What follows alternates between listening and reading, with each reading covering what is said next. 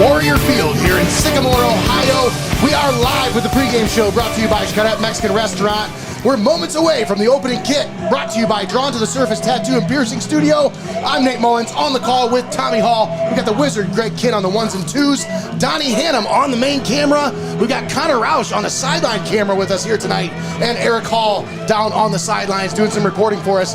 Thanks for tuning in here once again on the XCARET Mexican Restaurant pregame show. Tommy, all the marbles are on the line tonight. Bragging rights as well as the N10 conference title on the line here tonight at Warrior Field. Yeah, what a week 10. All 5 of our Heart of Ohio sports teams have a shot at playoff berths. Hopewell Loud and Mohawk and Seneca East have clinched spots, while Columbian and Calvert need to win this week and get some help to qualify. But these Warriors here tonight looking for that week 11 bye. And man, what a sweet spot that would be. And these Tigers, they're looking for an upset here on the road, as they're going to be on the road in week 11, you got to believe, as they sit number 9 in the playoff land right now. Still some things yet to be decided yet, Tommy. I mean, the Seneca East Tigers have yet to clinch a playoff spot, actually. I don't mean to correct you on that. I hate correcting you on the call, but these Tigers, they got to win tonight. That's what they got to do. They got to take care of business and win on the road, pull the upset, pull spoiler here in Sycamore in order to guarantee themselves a spot in the playoffs. Otherwise, they're wishing, hoping, and praying for a lot of things to happen tonight to squeeze in and possibly get into one of those bottom seeds, a 12 or 11 seed, because with the 9 seed, now you're hoping that some of those teams below you lose as well. And that's wishing, hoping, and praying. But here we are, started out with the opening kick brought to you by Drawn to the Surface Tattoo and Piercing Studio. Once again, I'm Nate Mullins on the call with Tommy Hall. And we are underway here as the Warriors' Rhett Leith fields the kickoff and brings it back to the 39-yard line. And that's where the Warriors will start out with their first possession of the ball game. As we heard from Coach Phillips in the pregame, these Warriors love to spread it out. They run that spread offense. So he had 3 wide receivers set here. Andon Klaus in the shotgun. He's going to hand it off to Caden Bish. Bish found a little running room, and he falls forward to the 45-yard line. That's a gain of 6. Yeah, you talk about what was at stake here tonight. This win over Mohawk, again, I think will put Seneca East in that top 8 spot to where they could potentially be hosting a playoff game. But if not, again, we got to wait till the dust settles on week 10 to find out if these kitty cats hit the road in week 11. And we'll be checking in with our sideline reporter throughout the game here as Bish is pulled down from the side. Flag on the play. And we got a flag on the play as Elijah Klein in on the stop for the Tigers. I believe this is going to be a horse collar. Oh, no, it's holding against the Warriors. So he actually got a hold of the jersey right on the shoulder pad there. Drug him down. Nice open field tackle by Elijah Klein. Yeah, you're going to need a lot of that against Caden Bish. He leads Mohawk coming into tonight with 103 carries for 1,040 yards and 17 touchdowns on the season. Wow. Second down and 14 after the penalty. Andon Klaus in the shotgun. 3 receivers here on the near side of the field. fakes the handoff, looking over the middle. Ooh. Incomplete, looking for Owen Patrizzi. A little hesitation there from Klaus as he was kind of waiting for his receiver to break over the middle. I think that's what Mohawk implemented well last week, was finding the soft spot in the zone coverage. Mohawk or Seneca East, they're going to have their head on a swivel. You've seen how fast the linebackers were there to make those key reads and come on over and get some support. So, again, you're going to have to throw into some shallow spaces if you're handing Klaus and make sure you got that communication between your wideouts. Shotgun formation, 3rd and long. They fake the handoff, sling it over the middle. It's incomplete. That one skipped in there. Jackson Gayhart there on the coverage. I think that was intended for Mason Schimpf. But that's going to be a 3-and-out for that Seneca East defense, Tommy. Yeah, nice job by the secondary. Branson Finnell, number 30. Elijah Klein there to help break up the coverage. And now these Mohawk Warriors uncharacteristically force a 3-and-out here to start things off here from Warrior Field. We'll be checking in with our sideline reporter, Eric Hall, here in just a minute. Oh, gets a jump on it. Snap. Klaus is going to have to fall on it all the way back at the 11-yard line. So the Tigers going to take over inside the RIEHM red zone to start this one out for their first offensive possession of the ballgame. We'll take a look at the replay brought to you by Klaus Construction. That one just a low snap there. Klaus did well enough to get back there and get on top of it there, Tommy, because I'm telling you, if Seneca East were to grab that, they'd run right into the end zone. Not the way you want to start this home game for the Warriors in Week 10.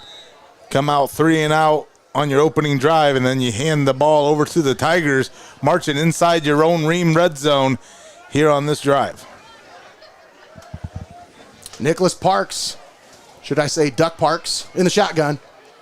Brings a man back there with him. That's Jackson Gayhart. They're in a pistol set now. Low snap. They hand it off. Gayhart on the carry, but we've got a false start, I believe. No, they're going to say he was down. They're going to say he was down when he took the handoff, so that'll move it back to the 16. 2nd down. In the way that this Gayhart runs, so just full steam ahead, he gets out low, boy. Yeah, he really does. Now, he's like a bulldozer out there. Absolutely. 2nd down and long. Parks in the shotgun all by himself. Drops back, looking, slings it right side. Little screen set up for the wide receiver. And that one's going nowhere. As Jaron Deponette, the receiver on the play, freshman, has been getting some big minutes here lately, Tommy. Yeah, and you just have too much press coverage there as a defense, especially when you're marching into the red zone, to have one of those underthrown screens try to develop. Deponette leads the Tigers in receiving this year. 14 catches for 370 yards. Tommy, that's 26.5 yards per catch. 3rd and long, and these Tigers have gone nowhere on this drive, Nate. Parks in the shotgun, looking, steps up, still looking, evades a tackle, rolls out to his right, stiff arm, keeps driving, and he's got it down inside the 10 to about the 7-yard line. And that's going to make it interesting here, Tommy, because now, if you're Ed Phillips, you might be thinking about, but I don't think he's going to think very long. Sends out the field goal unit here. And this is something I talked to him about. I said, with this being such a tightly contested game, a rivalry game, if you will, this could come down to special teams. And that's exactly what he said. They got a couple good kickers. Mohawk's got themselves a good kicker. And generally a good rule of thumb, especially against quality teams, you don't want to leave any points out on the field. So on 4th and 5, they send out the field goal unit.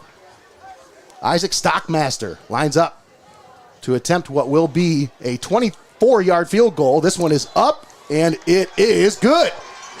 So the Tigers are on the board first. It's 3-0 Seneca East with 9:27 left to play here in the first. But, Tommy, they erase the advantage that the Warriors got from receiving the ball first. Now, Tigers get first points, and they get the ball back after halftime. Well, not to say that this Seneca East offense isn't equipped to keep pace with the Warriors for 48 minutes, but you do take those points when you get them, because you know the instant offense that this Mohawk Warriors is able to put on you. You just have to have your defense show up tough for you, and then get those points as you can get them going down the field as that Tigers offense, which under the helm of Duck Parks, again, hasn't really been a problem this season for these Tigers getting on the board. They've scored over 60 points in their last 2 outings. That's a great point, Tommy. All right, let's take a moment to thank our sponsors for bringing this ball game to you live and paywall free right here on Heart of Ohio Sports. We'd like to thank XCARET Mexican Restaurant, Hope in Fostoria, Your Legacy Federal Credit Union, CLOUSE Construction, NLS Professional Grounds, UIS Insurance and Investments, Benchwarmers Restaurant and Delivery, VICEK Orthodontics, Drawn to the Surface, RIEHM Produce Farm, Joe Bailiff's Route 30 Harley-Davidson, YANICH Oral Surgery and Dental Implants, FORTE Music, the Ohio Army National Guard. We'll get to the rest after the kickoff. Kickoff fielded at the 12-yard line. Patrizzi on the return. Owen Patrizzi brings it back past the 25 to the 27-yard line. That's where the Warriors will take over. We'll continue with our sponsor list. We would love to thank FEASEL'S Frame and Collision, Buckeye IT Services, PLASONITE 3D Printing, Steinmetz Signs and Graphic Inc., Advantage Overhead Door, Simonis Detailing, First National Bank of Sycamore, the Edward Jones Offices of Tiffin, Wagner Flower Shop and Greenhouse, Wendy's, and Klaus Electric, all bringing you high school football all season long right here on Heart of Ohio Sports. This is it, folks, the final regular season game of the year. And did you hear that, Greg? I did hear that. A little bit of love down there from the announcer. Letting everybody know they can watch the game right here on the Pulse of the Buckeye State. Shotgun formation. Handoff to Bish. And this time, Seneca East, that defense stands him up and drives him into the backfield. No gain on the play. Might have lost a yard. And the interior of that defensive line, Tommy, this is where these two teams, I always say you can throw the records out the window, but man, they match up so well against each other. They know each other very well. These two teams have played each other so many times, and Tommy, it's a shame that this might be the last time we see these teams play with the N10 shifting. They're shifting in separate divisions of the conference. That's a great point. That's one of these story of rivalries that we get to write one more chapter here with 8:40 remaining in the first quarter. Klaus back to pass, looking down the left sideline. He's got a man down deep. Coverage is right there with him, step for step. Levi Teal, the intended receiver. For Levi Teal, incomplete. Yeah, you see, has a beat on the coverage, but the coverage catches up Trevin to Cottingham him, and on coverage. And that's how you're not going to get called for that downfield, Nate. You didn't have that contact, but you went ahead and you hurried up, and you got their hands in there to break that up. Nice coverage on the play.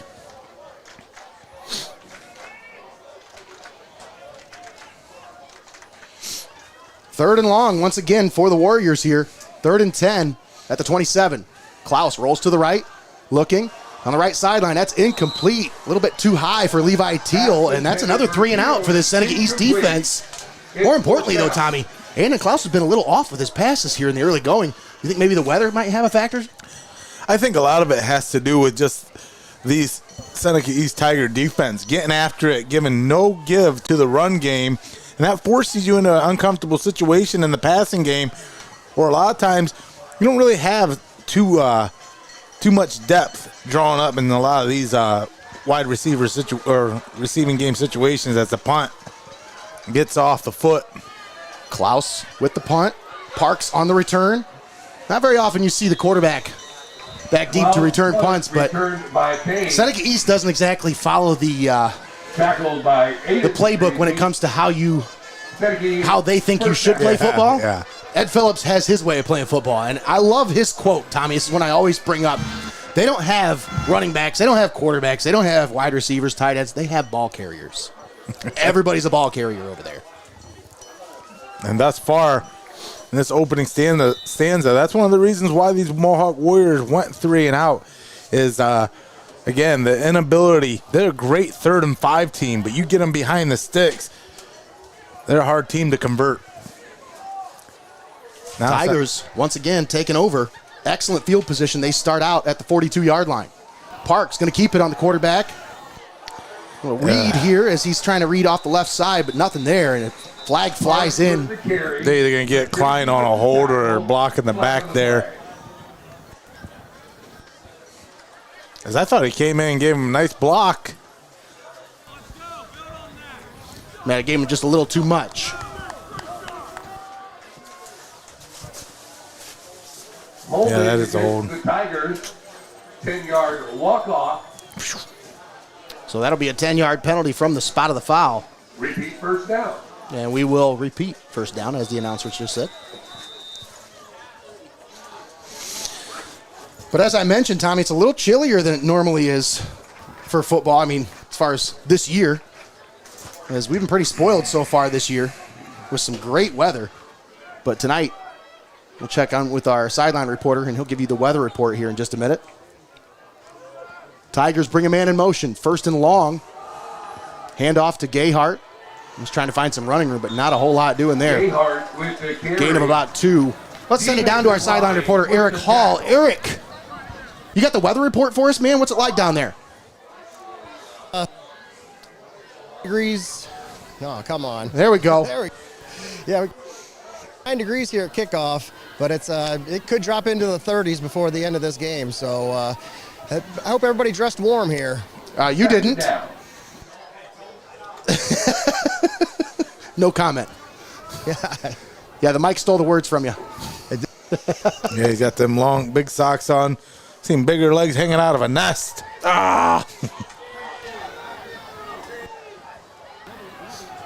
Parks back to pass, second and long. He's going to sling it down the field. He's got a man, but he just overshoots him as he was looking for Deponette right around the 30-yard line, but overshoots him by a little bit there, Tommy. Yeah, call him Connor.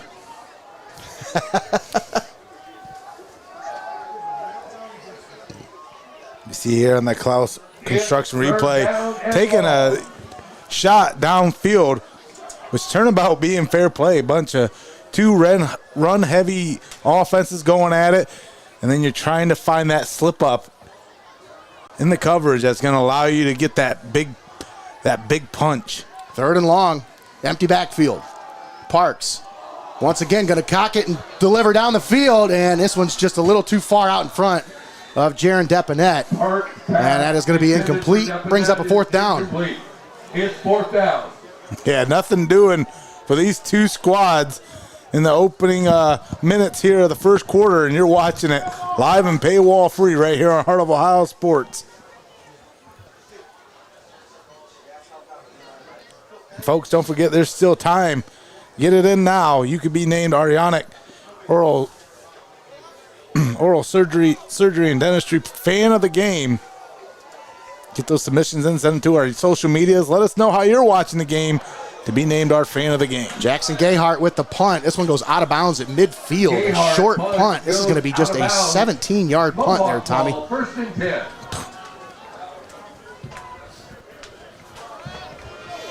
Well, you've been able to force 2 3-and-outs to start this one, and now you got this ball at midfield. Great field position for these Warriors to start, but the Tigers, that defense, they ain't sweating it. They've been able to stop the Warriors pretty much anywhere on this field to start. After this play, we'll talk about the keys to the game, brought to you by UIS Insurance and Investments.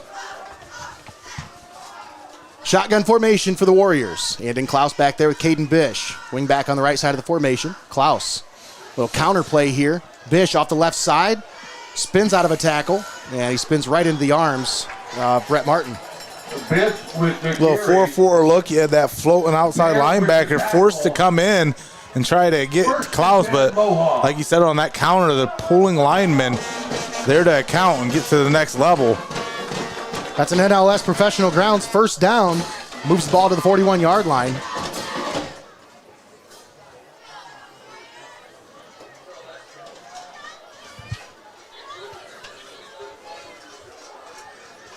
First and 10. CLOUSE fakes the handoff, keeps it off the left side, and he out of a tackle into the open, and he's down to about the 32-yard line. Nice read there by Andon CLOUSE as that was stuffed up on the left side. And he just read his blocks, found the open space.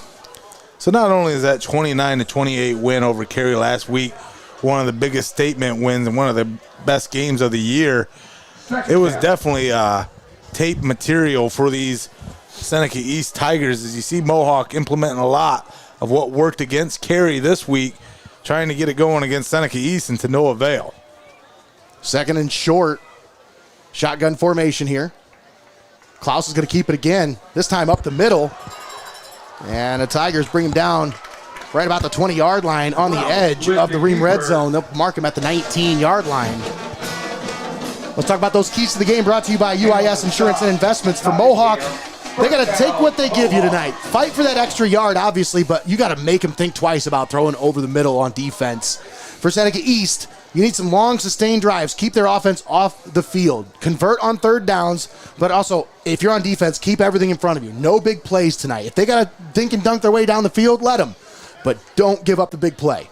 Those are your keys to the game, brought to you by UIS Insurance and Investments. This one's Caden Bish on the carry. And he's got it down inside the 10. They'll mark him down at the 6-yard line. Caden Bish. Yeah, and the Warriors on this drive starting to eat up huge chunk yards and moving their way into the Reams Farms red zone.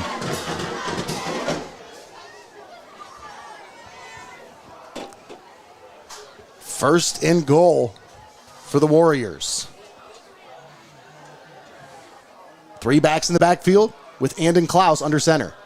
Klaus, little quick pitch to Patrizi, follows his blocks, and he's got it down to about the 3-yard line. Patrizi with the carry. Gayhart in on the stop, as well as Mason Homer. Yeah, Mason Homer. That was a nice read by the defense. See that triple back set. Second and goal. And you know that's either going to be the pitch out or the strong up the A gap. 4:12 left to play here in the first quarter. Second and goal at the 3. Klaus keeps it left side, and he's going to keep driving, but he's going to be short right at about the 1.5. They'll mark him down, so they still have about 1.5 yards to go to pick up or to punch it in for the touchdown. But Tommy, now it's 3rd and goal. Well, you still got a lot of football ahead of you. The playoff. Right back up to the line quickly. Klaus takes the snap, and he is in quickly into the end zone for the touchdown. Warriors wasted no time on that one. But I was going to say, a glutton for punishment. You're just going to continue to run Andon Klaus and allow him to take some punishment, but it's good enough to find pay dirt for 6. I'll tell you what, he showed some toughness last week on the road against Carey. Went down early in that one. You know, he was out for a couple of plays, but he came back in, finished strong, and finished with the win. And that's what Mohawk does well. They were able to implement that read option look. They were able to get some other backs moving. And here on the extra point, the Warriors will add on to their lead to take the lead, 7-3 here in the first quarter. Mohawk on top, 7-3. Even though it says 13-3. Getting a little excited about it. But Nate, that's what we're talking about. You know, being able to put drives together, but also being able to get that run game going to where you don't really need to rely on Andon Klaus on each read option or any of these keepers. You can try to get some of these other guys like Caden Bish going a little bit more, who already have 1,000 yards for you. But on that drive, that was a must get points on the boards type of drive for Coach Eric Daniels and this Mohawk squad. So again, they just let it loose, pal. And that's exactly what they did. Punching that one in, getting the touchdown, claiming the lead here for the first time. 3:34 left to play here in the first quarter. We're working on it. We are working on it. Trying to get the score corrected here. But once again, Tommy, this one has a lot of implications on the line, not just obviously the N10. Mohawk looking to grab that share of the N10 title. Second straight N10 title for the Warriors. But the Seneca East Tigers, like I mentioned in the pregame, they kind of need this one. I think they need this one a little bit more than Mohawk does. Obviously, Mohawk wants this one because they want the conference title. They want all that stuff. But when it comes down to it, Tommy, I think Tigers need this one a little bit more. Yeah, again, it's the difference between going on the road or not going on the road at all or getting a home game. And for these Warriors, you know, you're going to play with reckless abandon too because, you know, you want to stay in that top 4 spot to get that Week 11 bye. And Colton Young on the return for the Tigers brings it up to about the 29-yard line. If that's how I would understand it. Your top 4 seeds in this 12-team playoff format. They went back down from the 16 team to 12 this year. Top 4 teams get that bye. The other teams will get the top 8 get to host a playoff game, and then the remaining go on the road in Week 11. Is that correct? Yes, you are correct with that one, Tommy. So you do see how these implications and some of this picture starts to shake out. Playoff with Tron 5000, he might be becoming the biggest villain of the football season. And I mean, there's a lot of teams in the area right now that are hoping and wishing and praying for a lot of things to happen right now. You know, they talk about these Tiffin teams, Tiffin Calvert, Tiffin Columbian, both need a lot of things to happen in order for them to make it into the playoffs. Columbia needs to get a win over Perkins in order to get in. Tommy wanted to talk about the playoff and Tron 5000. Let's take a look here. Well, yeah, we talk about those playoff implications. Catching the Tiger by the tail. Tigers sit 9th in Division 6, Region 22 as of today. But like you talked about, Nate, looking to get a huge win that will add up for them down the road. 2nd down and 6. Parks rolls to the left. Now he's going to throw it. Looking down the left sideline for Depinet, but it's overthrown once again. And Schimpf right there in coverage. And by down the road, I mean by morning, as we'll have all the fallout from the playoff in Week 10. As you see on the CLOUSE construction replay, another dart downfield. Some score updates for you here. 3rd down and 6 coming up for the Tigers. Over in Tiffin, you can find this one on the X stream if you're looking for it. Columbian and Perkins as the Tornadoes lead 7-6 in the first quarter over the Pirates. That one, Tornadoes, they need that win. They need to win to get in. Oh, bobble snap. Bad snap. Parks gets it down the right sideline. Oh, and this time he puts it right where it needs to be. What a catch by Colton Young. And a big first down on 3rd and long for the Tigers. Well, Parks has been having a little bit of difficulty leading his receivers by about half a step. Well, right there on the bobble allows the extra step to get in there and finds his man along the sidelines to now move the chains and put the Tigers on the other side of the field. They wouldn't be taking these shots if they didn't see something, Tommy, and I think they see something in that defense that's showing them, hey, these shots are there. You got to put the ball where it needs to be. And that time, Parks put it right where it needed to be.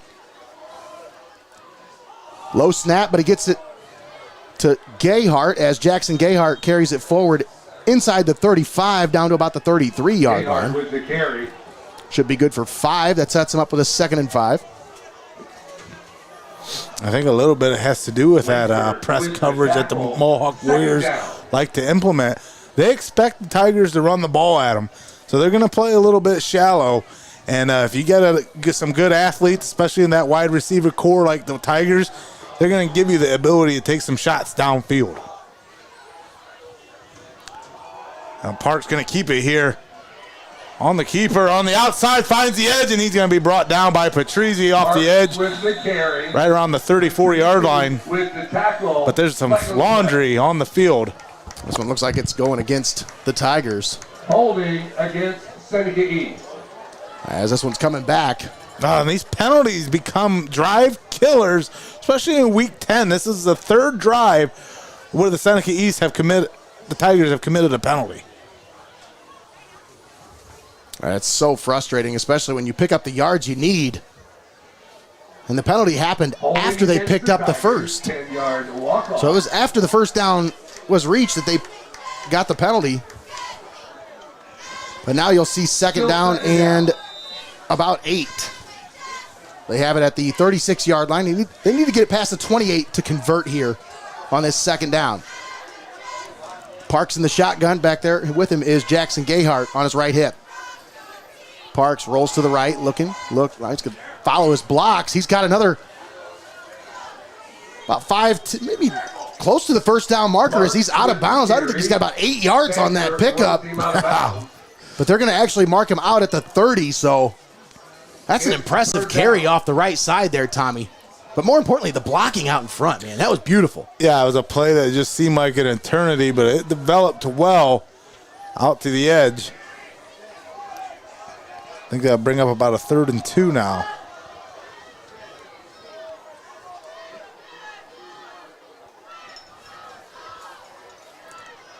So it's not enough to move the chains. Pistol formation here for the Tigers.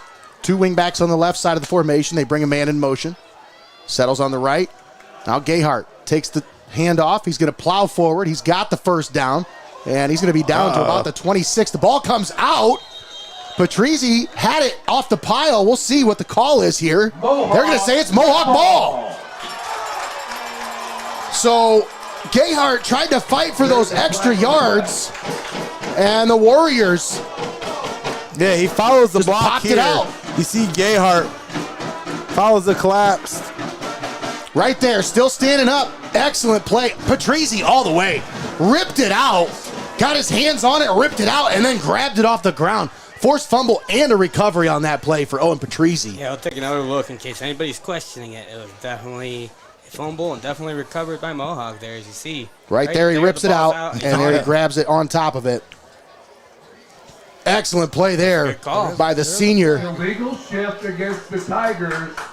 That penalty is declined, and it's Mohawk Warrior football. I was going to say something, Tommy, because when they motioned 33 to the right side, he didn't actually get set before that play was called. So I was wondering if they were going to call that, and they did. But that didn't matter because the result of the play is a fumble, and the Warriors will take over at their own 27-yard line.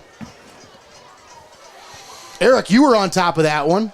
We'll check in with him here in a minute. Hopefully, maybe get between the 40s here anytime you want to talk, because I don't know if it's going to work too well all the way over there. But we'll check in with him here in just a minute. CLOUSE, first down, slings it right side for Patrizzi.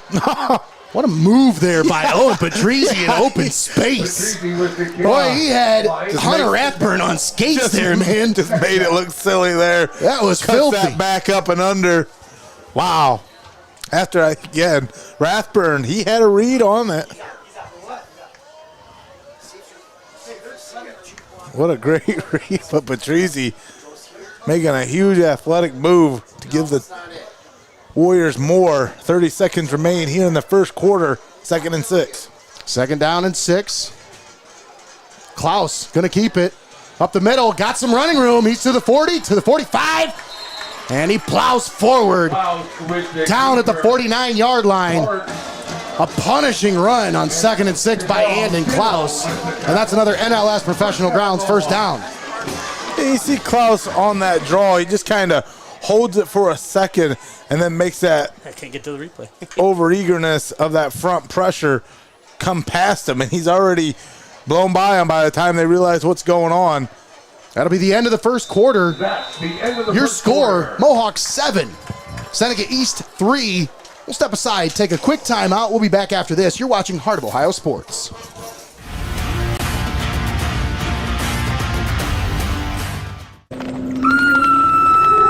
Don't fret. Heart of Ohio Sports will be right back. From school fields to business fronts, NLS Professional Grounds brings your vision to life with precision field painting, game lines, custom logos, even giant flags. Perfect for sports events or standing out in a big way. Crisp, clean, and built to impress. Make your mark. Call NLS Professional Grounds today. Heart of Ohio Sports is your home for live video streaming of high school football. Don't settle for the rest when you can go with the best. Right here on the pulse of the Buckeye State, Heart of Ohio Sports. The barn is back, and so is the fun. Starting September 20th, explore Ream's famous corn maze. Meet friendly barnyard animals and make memories that last all season long. Barnyard Fun runs through October 26th, so don't miss it. At Ream's Produce Farm, where fun grows. Find out more at funacres.net. Welcome back to Heart of Ohio Sports. Welcome back to Warrior Field. We start the second quarter. Mohawk has it with a 1st and 10. Andon CLOUSE rolls to his right, looking, slings it. That one bounces off his receiver's hands and out of bounds. And I don't even know if that was a receiver, Tommy. I think it was a lineman he bounced it off the back of. I don't know who he was trying to throw that to. Second and long here. After the next play, we'll be reading that 50-50 number. Please get your ticket out. Tonight worth $325. Eric, did you get a 50-50 ticket? I did not. Why? I should have. You always win everything. I think it works a lot better when you hold it down like that. Yeah. Defensive shift. And that's a shift penalty against the Warriors. Dead ball, illegal procedure against the Warriors. 5 yards. This is going to move them back 5 yards. Replay, second down. So kind of a sloppy start to this one for both teams here, Tommy. Yeah. You had that powerful drive by the Warriors to get down and get that touchdown, but really a lot of sloppy play. 5-5. You better start booking your vacation if you're going to continue to play like this in the week 11, because it'll be a short stay in the playoffs. 5, 6, 8. We got some score updates for you from around the area here. We'll get you those here in just a minute. 2nd and 15. Klaus in the shotgun. 3 receivers set. Klaus rolls to the left. Now he's going to sling it right side. Down the sideline, looking for Teal, and that one is incomplete. Excellent coverage down the field once again by Trevin Cottingham. Step for step with Levi Teal. That's a sophomore-on-sophomore matchup right there. That's going to be exciting to watch. Too bad we won't be able to watch it for the next 2 years. It disheartens me that these two aren't going to be playing, because I think this is one of the best rivalries in the area, folks. Like, when you really come down to it, it don't get much better than this. It's 3rd down, Warrior fans. No love lost between these two teams, that's for sure. 3rd down and long. Brett Leith, the man in motion, settles in, comes set. A reverse look. Leith is going to pitch it down the right sideline, and this one's underthrown, and this time the penalty marker comes in, as this one was intended for Mason Schimpf. But I think, Tommy, yeah, I don't know if this one wasn't underthrown, it probably wouldn't have been called. But the fact that it was underthrown, Leith had to come back for it. He had to battle back through the defender. They're going to call that just about every time. Against the Tigers. I think that was just a foul. Now, this is not an automatic 1st down, so let's see where they spot this. It should be right at the marker. Let's see if this moves the chains. It should. We'll see where they mark it. 1st down. It is. Mohawk. 1st down, Warriors. Score update from Tiffin Columbian versus Perkins. Tornadoes lead it 14-6 in the 1st quarter. That one over on the X stream at Frost County Stadium. Klaus takes the snap, handoff to Bish, right side. Not a whole lot of running room there. That defense stops him right at the line of scrimmage. No gain on the play. Keep going with those score updates. Clyde leading Norwalk 10-0. No score from Gibsonburg Margaretta. That's a big one to keep an eye on, folks. If you're looking at that SBC River and the potential 3-way tie if Gibsonburg were to win that one. 2nd down and long. 4 receivers set. Klaus in the shotgun with Caden Bish. Takes the snap, looking, steps up, delivers it. Oh, what a pass! What a catch by Levi Teal, but Tommy, for Klaus to stand tall when he knew he was going to take a shot on that one. Yeah, I could stand tall too if I was getting held. Whew. You see it here. Tiger defender gets through. Yeah. And he's just a little liberal there behind the shoulder pad. But a 1st down moves the chains to the 30-yard line. That's an NLS Professional Grounds 1st down. Klaus in the shotgun. 3 receivers set. Takes the snap. Fakes the handoff. Rolls to the right. Now he's going to keep it, and he is brought down right at the line of scrimmage. Klaus is tripped up. Nice tackle there by Jackson Gayhart, leading tackler for the Seneca East Tigers. Take a look at the player spotlight. Brought to you by VICEK Orthodontics. As for the Seneca East Tigers, I just called his name. Jackson Gayhart is the guy we got our spotlight on this week. As this young man has had an outstanding start to the season. I'll wait for this play here. 2nd and long. Klaus takes the snap, hands it off. Bish, left side. Well, what a bounce to the outside by Caden Bish. He's got it down inside the Ream red zone at the 17-yard line. That's an impressive carry right there. But as I mentioned, our player spotlight brought to you by VICEK Orthodontics. Once again, Jackson Gayhart is who we're shining our spotlight on here. He was just up there. There he is. So on the season, 99 carries, 590 yards, 6 touchdowns. He also has a few catches for another touchdown, 173 yards, but on defense. This is where this guy leads the N10 in tackles for loss. 26 times he's made tackles behind the line of scrimmage. I mean, he is in the backfield more than a running back. Hand off to Bish. Oh, he hurdles the defender, and that's going to be a penalty. That doesn't get called very often, but that's probably going to be a hurdle, Tommy. Now watch, this is my favorite referee call right here. Watch him call it. He got to jump. He's got to jump a little bit. Ready? Let's get a camera on it. Donnie, can we get a camera on the ref? Did he already call it? I think he already called it. Oh, there it is. Oh, no, never mind. It was a holding. Warriors. I thought they were going to get a hurt. Have you ever seen that called? It's so funny because the referee has to like hop for the call. I've never seen it called. That's why I thought it was like weird. It happened. They threw the flag right when he did that, but nevertheless, that's going to move the ball back for the Warriors out of the red zone. Feel robbed.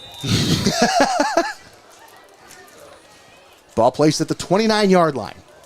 4 receivers set here. 2 receivers stacked on each side. CLOUSE rolling to the right. Steps up. And he's pressured, and he's brought down in the backfield. A sack by the Tigers defense. As big number 66 was the first in there, Mason Holmer. And Brett Martin in there to clean it up. You want to look at the other spotlight? With the tackle was Brett As we look at the other side of the other sideline, take a look at Owen Patrizzi. It's second down. 24 carries, 96 yards, 2 touchdowns, 17 catches, 223 yards, 2 touchdowns, but on defense, this kid is a monster. 104 tackles, second straight season with over 100 tackles. Second down and 21 for the Warriors. CLOUSE rolls to the left, looking, and he's going to be brought down in the backfield for another sack. Big-time loss all the way back to the 40-yard line. And once again, Mason Holmer and Hunter Rathburn combined in there in the backfield to get to the quarterback. And this is going to move them all the way back. This will be a 3rd and about 31. I think about something like that, maybe 29. I don't know. Yeah, that's a long ways to go. They need to get it to the 8-yard line to convert. CLOUSE slings it right side for Patrizzi. They set up blocks out in front. Patrizzi follows his blocks, and he's going to be down inside the 25 to the 23-yard line, well short of the first down, but moves it closer. And you might be thinking maybe this might be decision time. Is his brother going to come in and boot one? And only Owen Patrizzi makes you look like a genius calling that screen there, as it's designed to get you a little bit back, but not enough to convert, to make that next down a little bit better situation for you. But now Patrizzi gets a little bit of that back, brings up a 4th and 17, I believe. Let's take a moment and thank our sponsors here for allowing us to bring this ball game to you live and paywall free right here on Heart of Ohio Sports. We'd like to thank XCARET Mexican Restaurant, Hope in Fostoria, Your Legacy Federal Credit Union, CLOUSE Construction, NLS Professional Grounds, UIS Insurance and Investments, Benchwarmers Restaurant and Delivery, VICEK Orthodontics, Drawn to the Surface, RIEHM Produce Farm, Joe Bailiff's Route 30 Harley-Davidson in Upper Sandusky, YANICH Oral Surgery and Dental Implants, FORTE Music, Ohio Army National Guard, FEASEL'S Frame and Collision, BUCKEYE IT Services, PLASONITE 3D Printing, Steinmetz Signs and Graphic Inc., Advantage Overhead Door, Simonis Detailing, First National Bank of Sycamore, the Edward Jones Offices of Tiffin, Wagner Flower Shop and Greenhouse, Wendy's, and CLOUSE Electric. All proud sponsors bringing you high school football all season long right here on Heart of Ohio Sports. And folks, I know that's a long list, and I know every week you're listening, you're watching, you're probably thinking, man, I just tune this guy out every time he goes into this long list. I'm telling you, folks, every name on that list is important to us, and they should be important to you if you like watching these broadcasts. Please remember every name on that list when you're out making your financial decisions in our community. Formation for Mohawk. Warriors going to line up for what will be a 40-yard field goal. Aiden Patrizzi lines it up. Try to make this.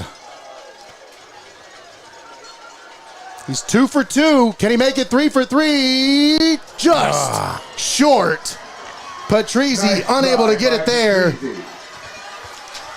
And the Tigers will take over at their own 23-yard line. With 6:54 remaining in this first half, this is where the Tigers need to clean it up. You have been gifted. Again, no lead is a good situation for you, especially if you're down.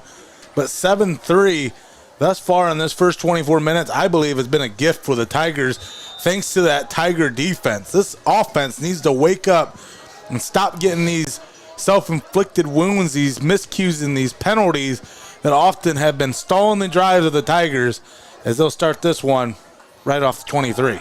Parks back to pass, slings it down the middle of the field, and it is caught by Colton Young. A one-handed grab over the middle. The freshman making it look easy out there. That's a next level grab, boy, if I ever seen one. See it on the CLOUSE construction replay. We thank them a million times to be able to relive that one. Look at that grab. What a snag. That moves the ball inside Warriors territory to the 48-yard line. Once again, folks, I told you about this matchup. Throw those records out the window. It doesn't matter. These two teams, yeah.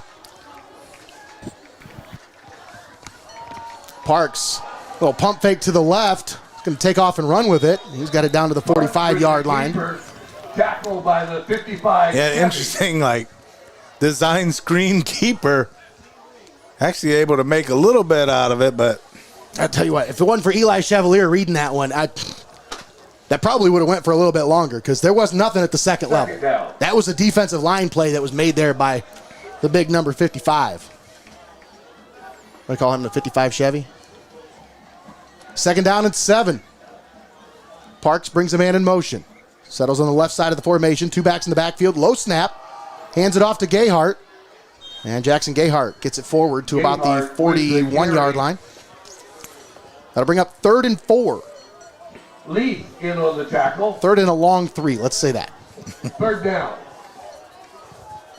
Folks, if you haven't got any plans this weekend, there's a lot going on. I know it's Halloween weekend. Everybody's got a lot of stuff going on this weekend, but make plans to go out and see our friends at RIEHM Produce Farm. This is the last weekend for Barnyard Fun. Go out there, have some fun, enjoy all the festivities, but more importantly, tell them Heart of Ohio Sports sent you. 3rd down and 3. Parks in the shotgun. Handoff. This side. Left side. Gayhart on the carry. And he's got just enough to pick up the first down.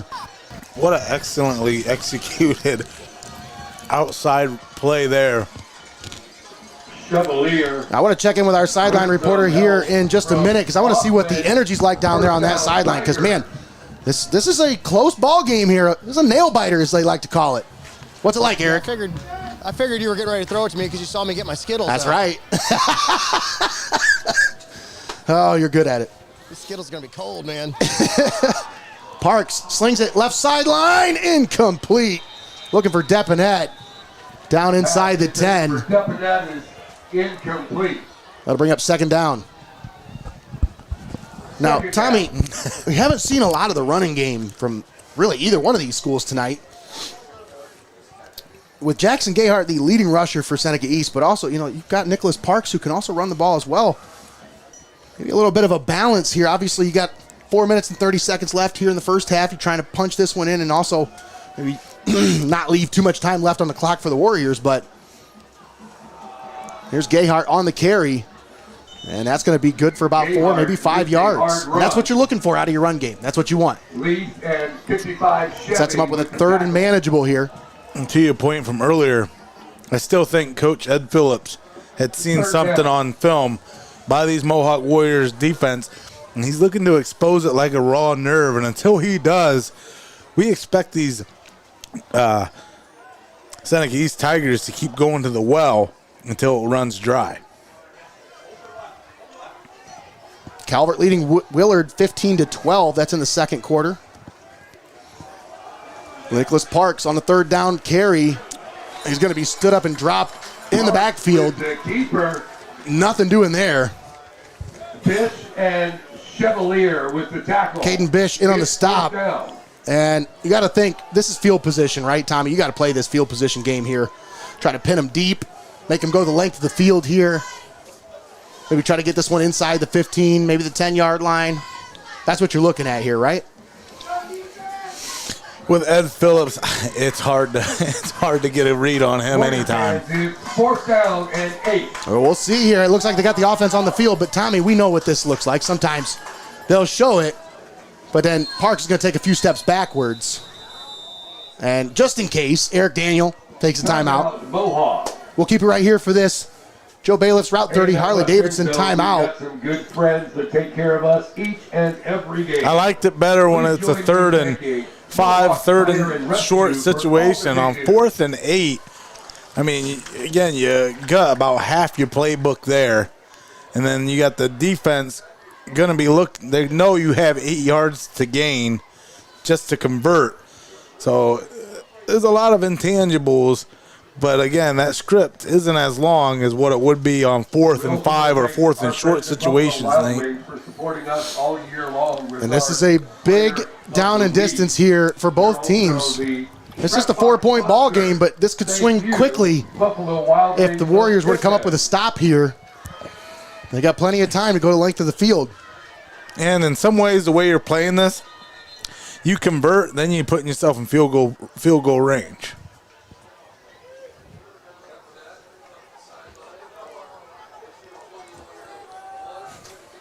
You were able to hit from 25 plus to put the opening points on the board. Now on a 4th and 8, you're looking to convert and get yourself into 4-down territory with 3:05 remaining in the first half. 4 wide receivers set. Looks like the Tigers are going to go for it here. 4th and 8. Yep. Parks back to pass. Looking over the middle of the field. He's got it. And that should be enough, but it's going to be, right at the first down marker. The Tigers pick up the first. Jaron Deponette with a big-time catch on 4th and 8. And in that situation, Nate, he just kind of curled back for it. I expected Deponette to kind of come across over the middle, but then you risk bringing the safety and everybody down from behind. So what a great job to just call back, turn back for it, and catch the ball right there at the sticks.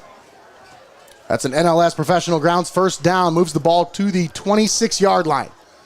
Parks all by himself. Back to pass. Pump fakes. Now over the middle of the field, he's got Gayhart. And he caught it in the end zone. What a catch by Jackson Gayhart. Touchdown, Tigers. Got hands as well. Had a defender draped all over him. Yep. And still came down with that one. Tommy, was that a one-handed catch? Yep. Draped on him like Superman's cape. Didn't make a difference. Gayhart comes down with a huge reception, and more importantly, now tags on to the Tigers' lead. So look at the replay brought to you by CLOUSE Construction. Look at the pump fake sets up the safety, and CLOUSE was there but just didn't make a play on the ball, Tommy. He really didn't even put a hand up there. He was there to make the play, but just watched it go over his head. And with that, like I said, Tigers take back the lead. Extra kick is good. And the extra point attempt is up and good. The Tigers back on top by 3. It's 10-7 Seneca East with 2:30 left to play here in the first half. We got some score updates for you from around the area. As we mentioned, Columbia leading Perkins 14-6. That's at the end of the first quarter. Hopewell Loudon on top of Woodmore 20-6 at the end of the first. And I swear by it, Nate, only in the N10 do you have to sweat a 5-4 team, a 6-4 team. Each and every year, again, you can't count anybody in this meat grinder of a conference out as the Tigers come in tonight, and they're just punching Mohawk right in the mouth here in week 10. Colonel Crawford on top of Winford 29-0. So I know Tigers fans probably rooting for Winford and probably rooting for Bucyrus tonight, but that's not looking too good as the Blue Devils on top 35-0. Jim and Patrizi back to receive. Kicking off number 12, Aiden Bain. But now Tigers, they just got to take care of business. They got to take care of business here on the road in order to guarantee themselves a spot in the playoffs here. This kickoff goes into the end zone for a touchback.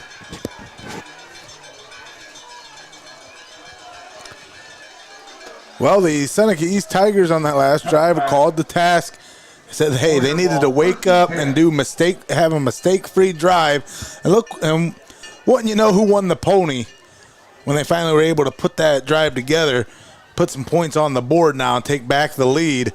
Mohawk, we talk about turnabout being fair play. Now it's time for Mohawk to wake up a little bit here. Warriors come out, ball at the 20-yard line, 1st and 10. 3 receivers set, shotgun formation. Caden Bish in the backfield with Andon CLOUSE. CLOUSE takes the snap, hands it off to Bish, cuts it to the right, and he carries it down to the 25-yard line, good for 5. And after a huge game by Bish on that one, let's go ahead and show exactly what Mohawk's playing for here in this Week 10. Looking for that first round bye, as these Warriors are in sync together, boasting that 8-1 record coming into tonight.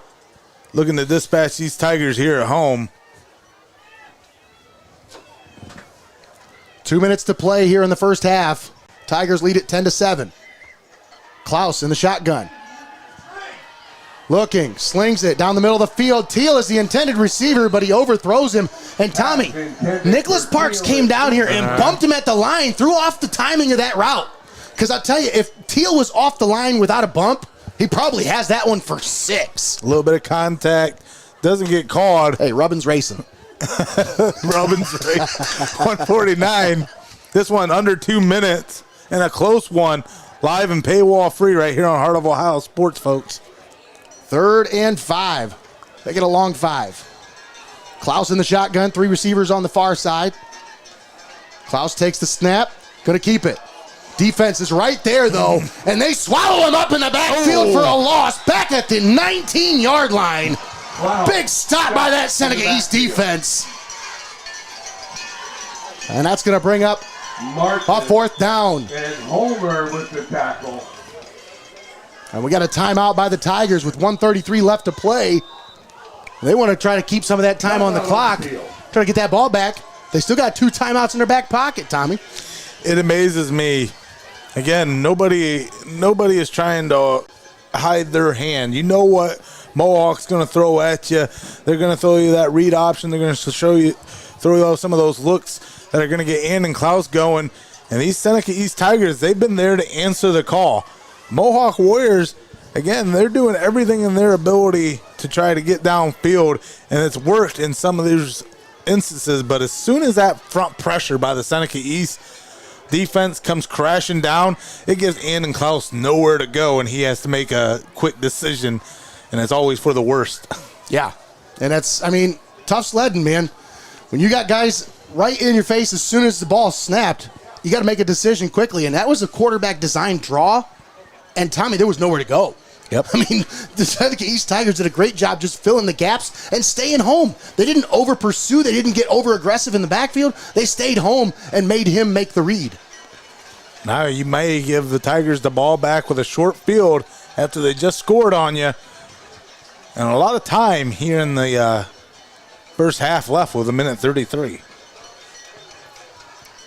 CLOUSE back deep to punt. Heels on the 5-yard line. 140 on the clock, please. 140. Trying to get the clock set here. Checking with our sideline reporter, Eric Hall. Eric, you guys a little bit of a tidbit. You got a mouthful of Skittles too, don't you? Yeah. You've just been eating Skittles all night. That's the problem. No, first bite. CLOUSE had it blocked. Oh, wow. The Tigers get a hand on it. And this one's going to roll down at the 49-yard line. That's where the Tigers will take over inside Warriors territory. 1:27 left with 2 timeouts in their back pocket. Eric, you said you've heard a little bit on the sidelines here. What's it like down there? You're on the Warriors side. Yeah, man, there's a little bit of nervousness on this sideline right now. But coach is just trying to keep them calm down. Said, just like in practice, don't get too high, don't get too low. So trying to keep it calm down here on these sidelines, but there is a little bit of nervousness. I can tell. Once again, Eric Hall down on the sidelines for us, doing a great job. First and 10 Tigers. Ball at the 48-yard line. 4 receivers set. 1 man in the backfield with Nicholas Parks. Takes the snap. And he's going to keep it. Left side, trying to find some running room here.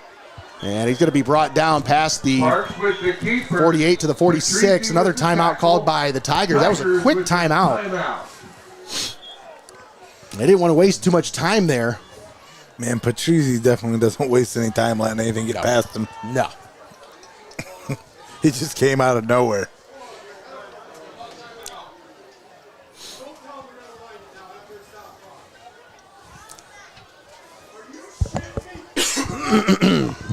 Second down and 8. Check that. The timeout signal didn't count. Wow. Parks back to pass. Slings it down the left sideline looking for Deponette, and he made the catch! Oh, what a catch! They're going to say, is he in? They got it all the way at the 3-yard line. What a catch by Jaron Deponette. And I said Coach Ed Phillips would try to expose whatever it was he's seen in the secondary like a raw nerve throughout this 48-minute ball game. You see another shot, even with 2 defenders, just finding Deponette. And a first and goal with the ball at the 3-yard line. 55 seconds left, and the Warriors take a timeout here, Tommy, as they want to try to preserve some time. If Tigers get into the end zone quickly here, they want some time left on that clock. They still got a timeout left. What's that, Eric? Coach Daniel is upset right now. He's wanting an explanation as to why Seneca East just got a free timeout right there, basically. I was wondering the same thing because it looked like a timeout was called, but I don't know. Yeah, he was. I think it might be one of those Kirby Smart timeouts. Yeah, trying to ask the head ref there why they got a free timeout. Wasn't Kirby Smart timeout? Not the Kirby Smart timeout. Oh, I forgot I added this week. Eric, he is a bad, bad man. Yes. I heard that somebody's going to be making an appearance next week, Eric. Oh, good Lord. That was loud. Oh, man. It's like my nightmare. I disappear. You guys don't care. You don't care. First and goal. 55 seconds left here in the first half. Parks in the shotgun. Going to keep it. Left side, and he stood up and drives into the end zone for the touchdown. Now, Tommy, that looked like a little bit of, not a whole lot of resistance there. Yeah. Would you say that maybe they might have let him score that? I don't think that would be the case. I don't obviously think that's the case at all, but I don't know. Looked like a little path to least resistance there by Nicholas Parks. Just a good read there off the left side. I don't think they definitely weren't trying to let him score at all. I was just kind of looked a little easier from up here. He had an extra body down there blocking, and nobody read it on the defense. So the Tigers punch it in, and they lead it 16-7. The extra point attempt is up, and it is no good. No good. So it's a 9-point ball game. 50 seconds left here in the first half. Warriors still have a timeout left. Tigers looking to play spoiler here on the road. Of course, these Warriors already have their spot clinched. Speaking of spoiler, it's a halftime score. I got an update from Cooper Snyder over in Margaretta at the Duck Pond.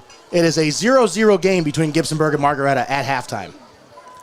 Also, another update from that game, Julian Washington, the star basketball player from Margaretta, has decided to commit to Dayton. So for those who were wondering where he was going to play college basketball, he's going to the University of Dayton. He's going to be a Flyer. So congratulations, Julian. Outstanding career. Looking forward to watching him this year. Hopefully we can get at least one game, Margaretta Polar Bears game, on our broadcast schedule this year. Jeez, you had 2 of them. How many you want? I'm talking about basketball. Oh. That's true. I do have a score update from you from the Columbian Perkins game. Patrizi. I'll get you that after this play here. Kicking off is paid. Tigers kick it off. Patrizi fields it at the 10-yard line. Brings it back to the 20, cuts it back across the field to the 25, and he's going to be brought down at about the 28-yard line. Nice coverage on the play by the Tigers. As I mentioned, from Tiffin Columbian's Frost County Stadium score update, Perkins on top now 20-14 over Tiffin Columbian. That was 14-6 at the end of the first quarter. The Perkins Pirates have now added 14 to take the lead over Tiffin Columbian. Clyde leading Norwalk 20-3 in the first quarter, or in the second quarter. Bellevue on top of Vermilion 10-0. They're looking to clinch a share of the SBC Bay with that win. Colonel Crawford all over Winford 36-0. St. Paul leading Monroeville 21-13. We'll have more score updates after this. A quarterback change here for the Warriors. As the handoff is, no, it's a bad play there by the quarterback as botched handoff was intended for with the keeper. number 22, Caden Bish. They're going to be forced to burn there. But Jagger Eckleberry couldn't get the snap under control there. Ends up nearly turning it over. It is a timeout. And I'm wondering why Andon CLOUSE is standing on the sideline right now. Eric, do you maybe have any kind of an update for him on that situation? No, we just noticed that ourselves. Yeah, because you're down there eating Skittles.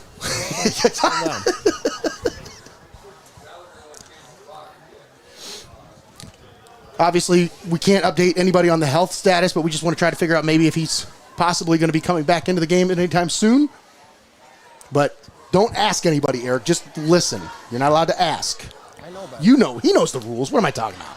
Well, it's a punishing system if you're a quarterback in the Mohawk Warrior football system. As, again, you do a lot of ground and pound. They rely on a lot of athletes to be under center for this Mohawk Warrior team. And over 10 weeks, that weighs on you, especially in this N10 conference and especially against a huge conference opponent in Carey last week.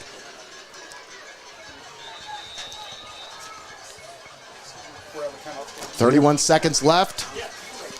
Looks like they're just going to come out and take a knee and run out the rest of the clock. And that will take us to halftime. No, they're going to take a timeout. Seneca East takes a timeout.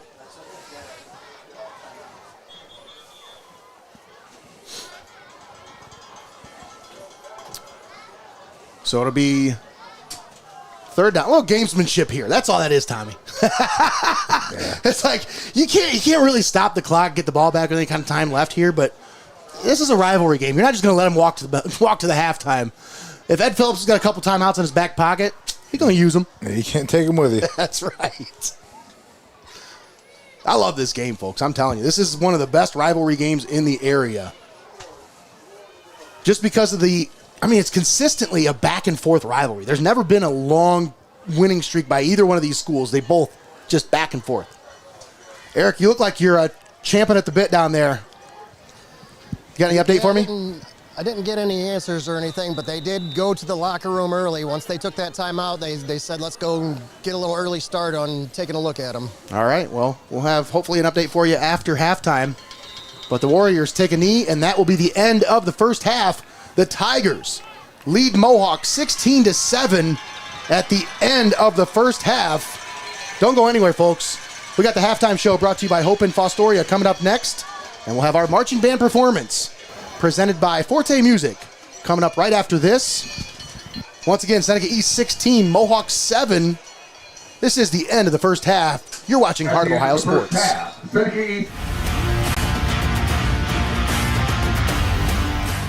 You're watching high school football right here on Heart of Ohio Sports. At YANICH Oral Surgery in Marion, they specialize in dental implants and advanced oral care, all in a welcoming, state-of-the-art environment. Restore your smile. Renew your confidence. Visit YANICHOralSurgery.com.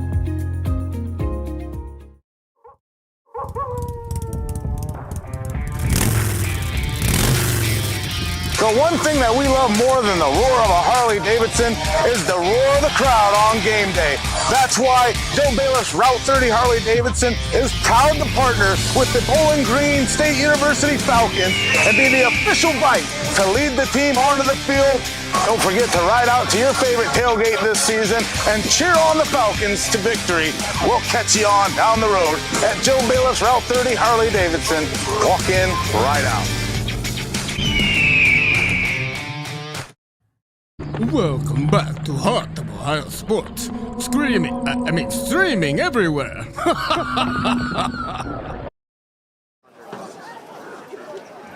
At this time, I would now like to introduce the Seneca East Tiger Pride. We open with Green Day's 1994 punk anthem, Basket Case, written by lead singer Billy Joe Armstrong about anxiety. This song helped launch the band into superstardom and remains one of the most recognizable rock tracks of the 90s.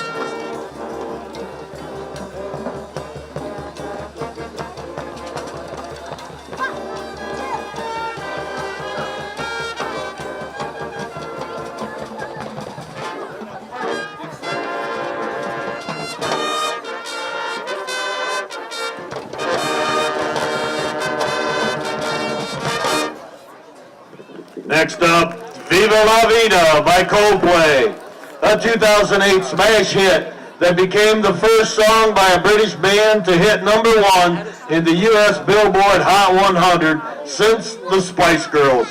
Inspired by paintings of French Revolution scenes, it blends rock with a symphonic style.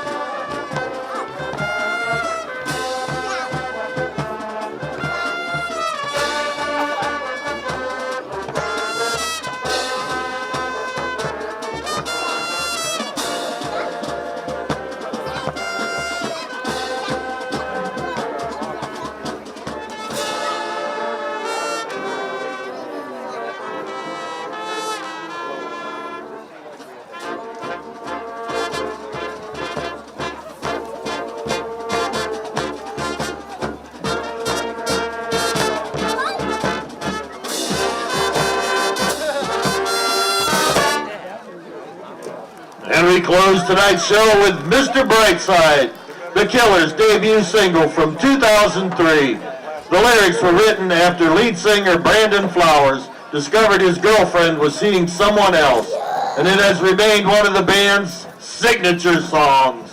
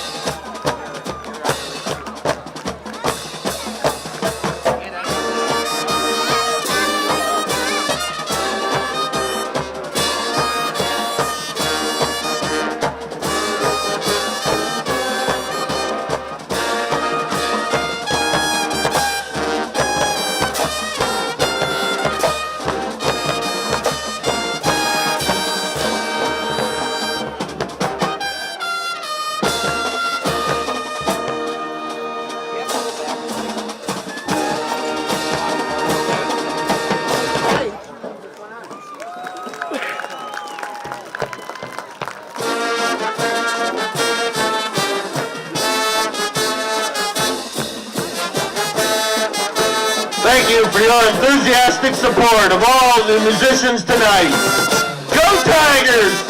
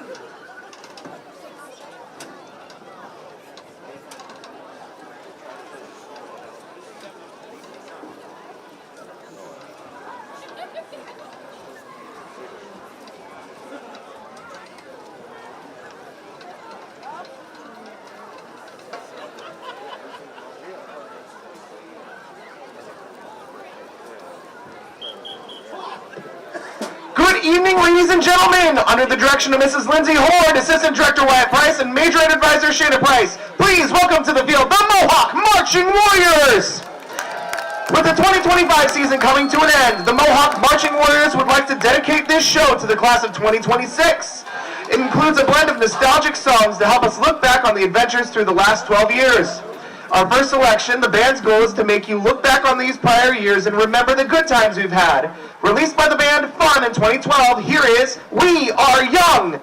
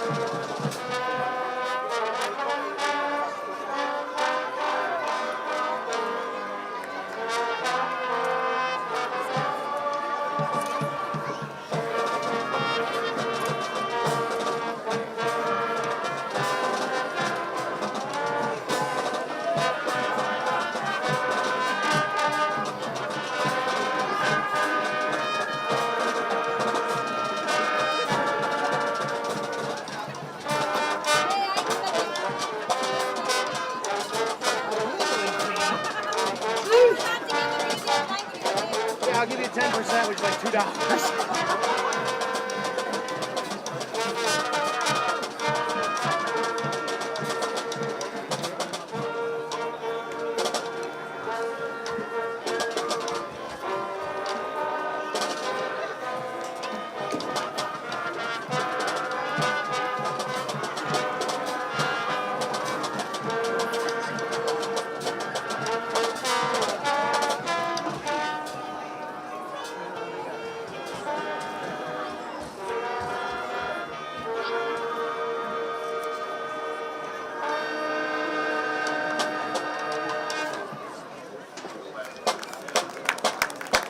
For the next two songs, we would like to welcome our junior high out to the field. So with our combined junior high and high school bands and under the direction of the band's president, Carter Williams, we hope you dance the beat of Say Hey.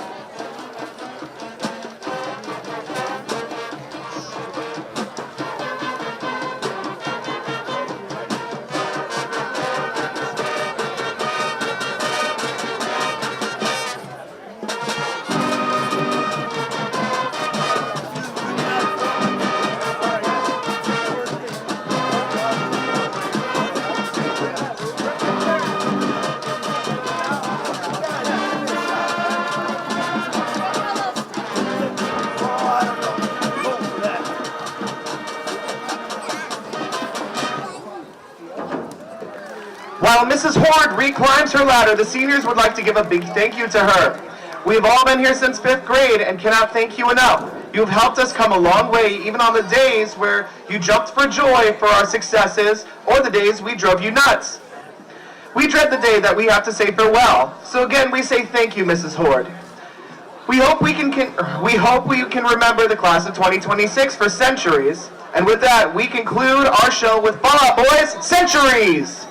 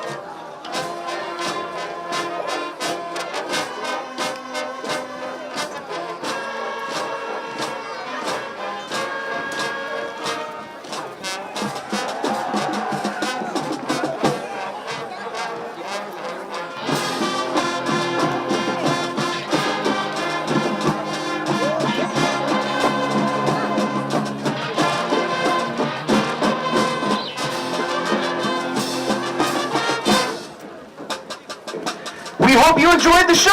Have a great night and go Warriors!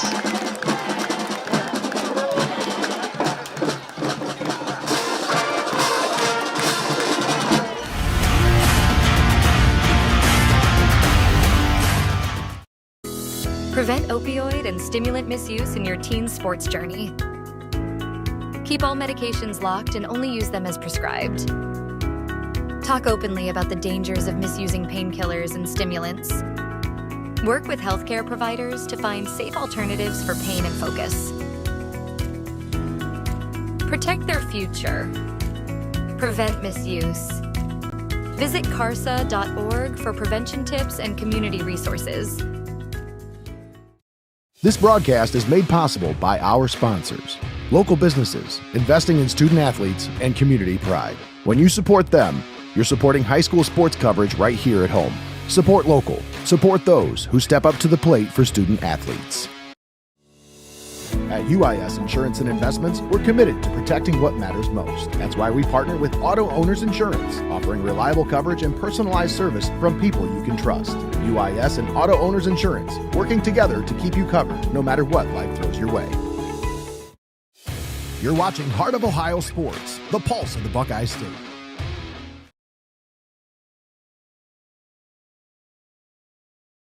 Playoff football is here, and Heart of Ohio Sports is bringing you every moment.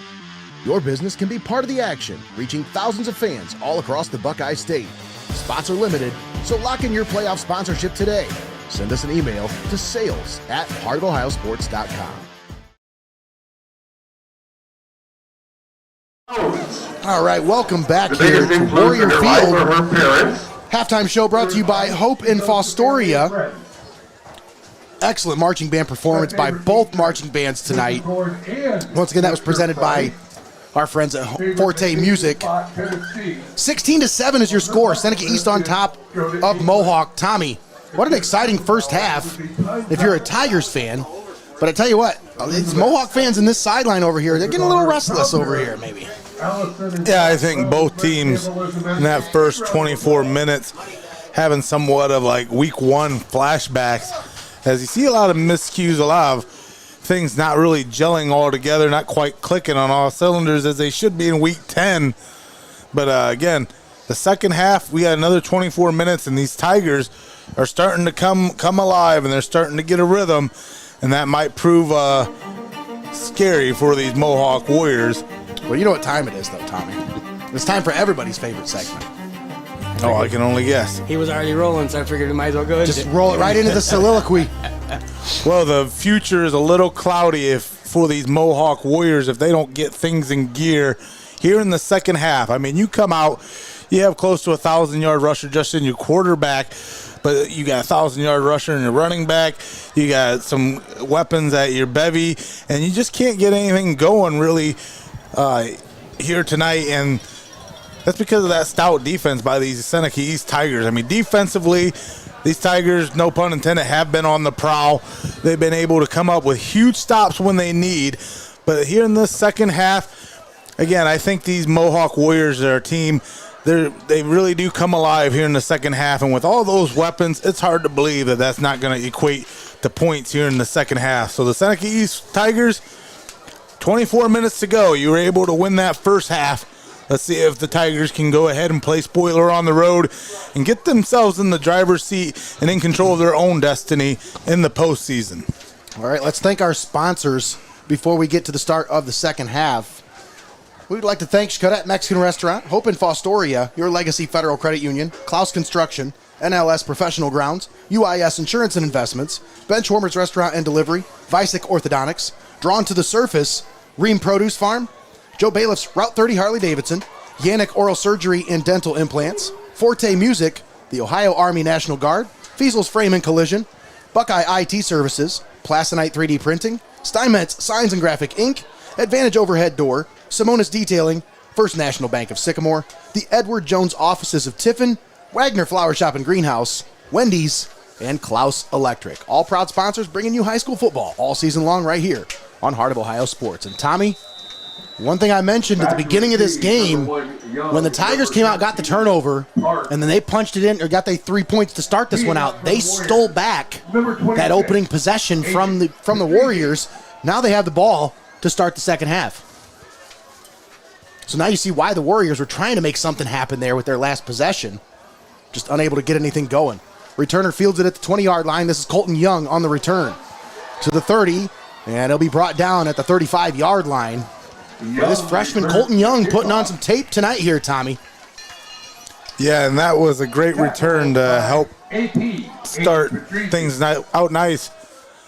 But that's like you talked about at the very beginning. The first point scored was scored off the field goal. And you had said that at a game that's going to be this tightly contested, that special teams should be the difference maker in this one.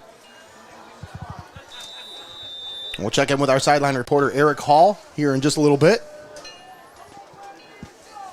As we start the second half, Tigers start out at their own 36-yard line with a 1st and 10. Duck Parks in the shotgun, brings a man in motion. That's Jackson Gayhart, settles into the backfield. Another man in motion. They're going to fake it. And now Parks is going to try to keep it. That was a busted play, Tommy, because I think Parks turned to his left and there was nobody there to hand the ball to. Busted can of biscuits. And big Logan Heminger blows that one up in the backfield. Speaking of busted can of biscuits. What, did somebody catch you in the dressing room?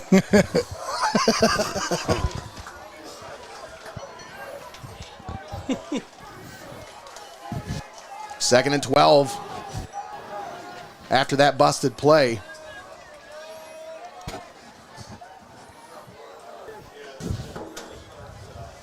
Not a whole lot of urgency here. 5 seconds left on the play clock. Man in motion. Parks takes the snap. 1 second left on the play clock. Parks slings it down the middle of the field, and this one's right through the hands of the defender, Brant Kirian. He had a beat on it, Tommy. He was reading it well. You ever notice at the high school level, no matter what, even if a defender's not anywhere near it, they all wave it off of it. Oh, yeah, lockdown. Get caught. Lockdown. Put your behind him. Not put. Not putting the sword in the sheath. Putting the clamps down. For the Tigers. That's a huge 3rd and 12. We talked about that well-running drive for the Seneca East Tigers. Great coverage on that one as Parks draws back. The pocket's collapsing. He gets rid of it, and they're going to say that's an incomplete pass. As Deponette was in the area. That Warriors defense was all over that one. 4th down coming up. Exactly how you want to start this one out there on the CLOUSE construction replay. Mohawk coming out with their hair on fire to start the second half, forcing a 3 and out. I'd have loved to have been a fly on the wall in that locker room for the Warriors during halftime. Woo, let me tell you, I bet Eric Daniel lit into them boys. 4th and 12. Nicholas Parks back to punt. Actually, it's Jackson Gayhart gets it away. Nice punt by Gayhart. This one's rolling all the way inside the 30. Goes out of bounds near the 28-yard line. Down. Speaking of Gayhart, wasn't he player spotlight tonight? Player spotlight for the Seneca East Tigers. Yep. Hey, Warrior fans. 83 tackles, 7 sacks, 26 tackles for loss. That was the one that just jumped out of the stat sheet at me. I mean, this kid's making his living in the backfield, so I think that's a big reason why the Warriors have had problems getting anything going here, Tommy, is these linebackers really been flying to the ball here tonight for the Tigers. Took the words right out of my mouth, Nate, as these Tigers, that front pressure has just been stout all night. Tigers show a 3-man front. Klaus going to keep it. Yeah, he's going to be stood up at about the 30. Falls forward to the 31. With the keeper. Gains about 3 on the play. Good to see Andon Klaus back in there after he sat out the last couple plays of the first half. And you bring 3 hands down defensively. That means you're able to get some guys filling some gaps. You force the uncomfortable situation where you got to try to spread that out if you're Andon Klaus, but nowhere for him to go. Great recognition by the defense. Just swarming to the football, Nate, and that's the name of the game. Absolutely right, Tommy. 2nd down and 6 coming up. We'll check in with our sideline reporter, Eric Hall, after this play. Shotgun set, 2nd and 6.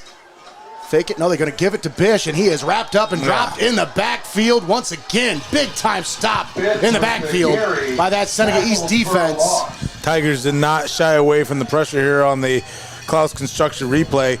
You see they bring the 5 hands down and then also the blitzing linebacker. Got a 3rd down coming up. And I think Eric's down on the sideline. So, Eric, a little bit of different energy down there on the sideline here to start the second half. Yeah, you talked about wanting to be a fly on the wall in that locker room.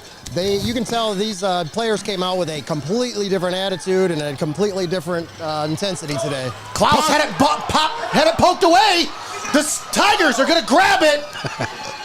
Wow, what a play. Yep. As Andon Klaus was trying to evade the pressure. Tigers come up from behind, knock it loose.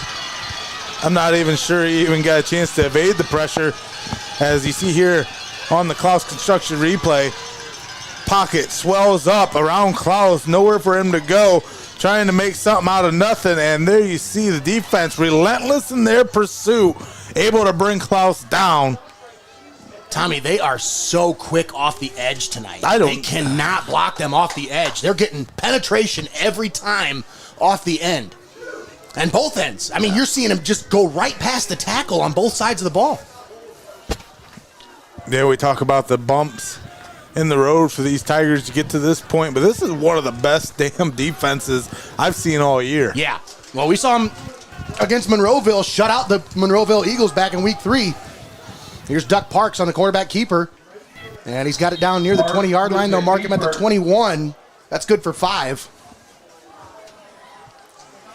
But yeah, we've seen this defense already this year. We know how stout this defense can be. They were 3rd in the N10 in points allowed on the year, averaging just under 14 points allowed per game. And I think 2 of those losses were decided within a point or so, if I'm not mistaken, for these Tigers. So, I mean, this defense, the defense can take you there. Gayhart, though, Oh, bruising run by Jackson Gayhart down inside the 10 to the 8-yard line. Tommy, Gayhart. He sought out contact on that one. Yeah, you see the tackle by Teal and Bit. Hands that one up the gut. We got an official's timeout here. Let's see if we can get some kind of an update from Eric, as he's looking like he's close to the situation here.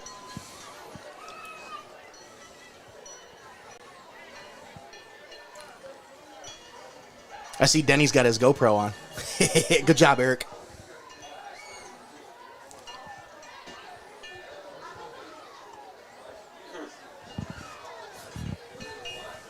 And no explanation. First down, 1st and goal inside the Ream red zone for the Tigers. They have it at the 8-yard line. Duck Parks in the shotgun, low snap. He's going to keep it. And a nice job by that Warrior defense as big Logan Heminger comes up and makes the stop in the backfield. Tackle by Heminger. The tackle for loss back at the 9-yard line. Eric, I got to send it down to you real quick because, man, you're looking pretty spiff this week. What is up with this nice little trench coat look going on at Parka? Man, that's looking nice. And, of course, he's not going to turn around and look at us. Inspector He Gadget. is on his phone. He can't even hear me.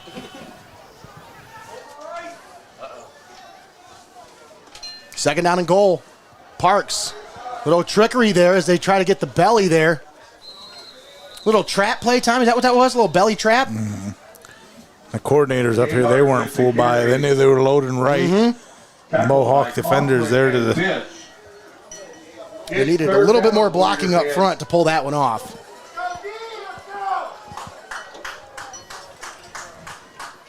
So it's 3rd and goal at the 8-yard line. This is big for that Mohawk defense. They got to come up with a stop here. They need to limit them to at least 3. And the 3rd and distance down has not been friendly to these Tigers throughout this night. Parks rolls to the left, slings it into the left corner of the end zone. Depinet comes down with it. Caught for the touchdown. Jaron Depinet. For a touchdown. What a catch by the sophomore. Once again, you put the ball in the hand of one of your playmakers. Freshman. And they just toss that. Parks just tosses that one up. I'm sorry, I don't even think that was Parks. That was Parks. Nice pass into the left corner of the end zone, and Depinet, but he put it just where only his receiver was going to make that play, Tommy. He threw it out there with enough air to let his receiver run under it. The Tigers now lead it 22-7 pending the extra point. Snap is back, the ball is down, the kick is up, and it is through. Well, it was a low knuckleball that went right through the uprights. And the Tigers take a 23-7 lead. And that's 21 unanswered. Eric, you look like you got a little bit of an update down there for me. Can you hear me at all? No? You must not be able to hear me. I don't know what's going on. Let's try it again. Yeah, he looked at me like, okay, I don't got nothing. Hopefully we got him now. We'll check in with him here. You got me? All right, we got me. All right. Still early in this second half. 6:56 remaining here in the 3rd quarter. And, man, these Tigers starting to get in the driver's seat and starting not to look in the rearview mirror as they look to put their foot on the gas.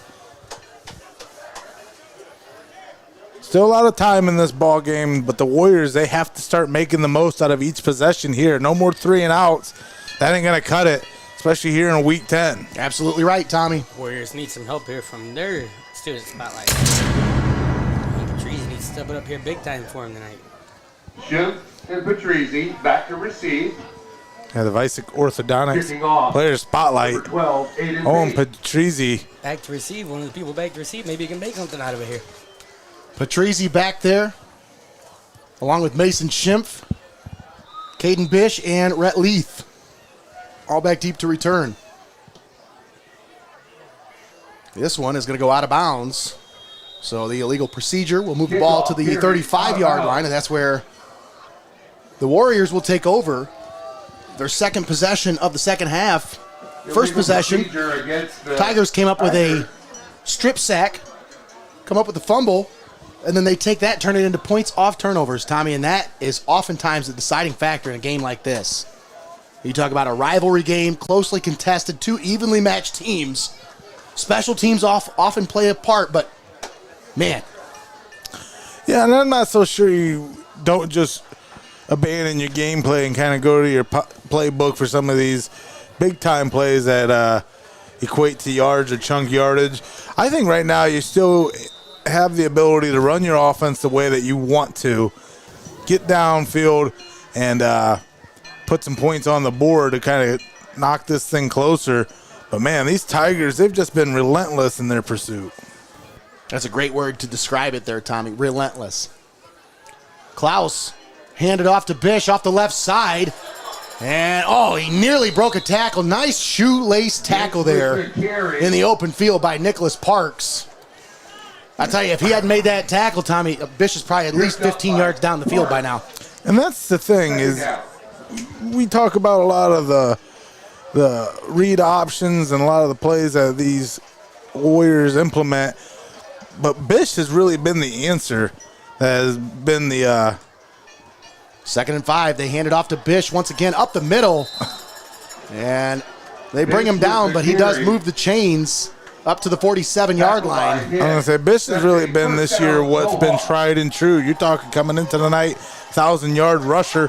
Give me more of that. Yeah. And then mix in the passing game, get Teal involved, some of these other weapons that you have, but you got to get some movement on the edge, especially if they're collapsing the pocket on you. 1st and 10. CLOUSE going to keep it.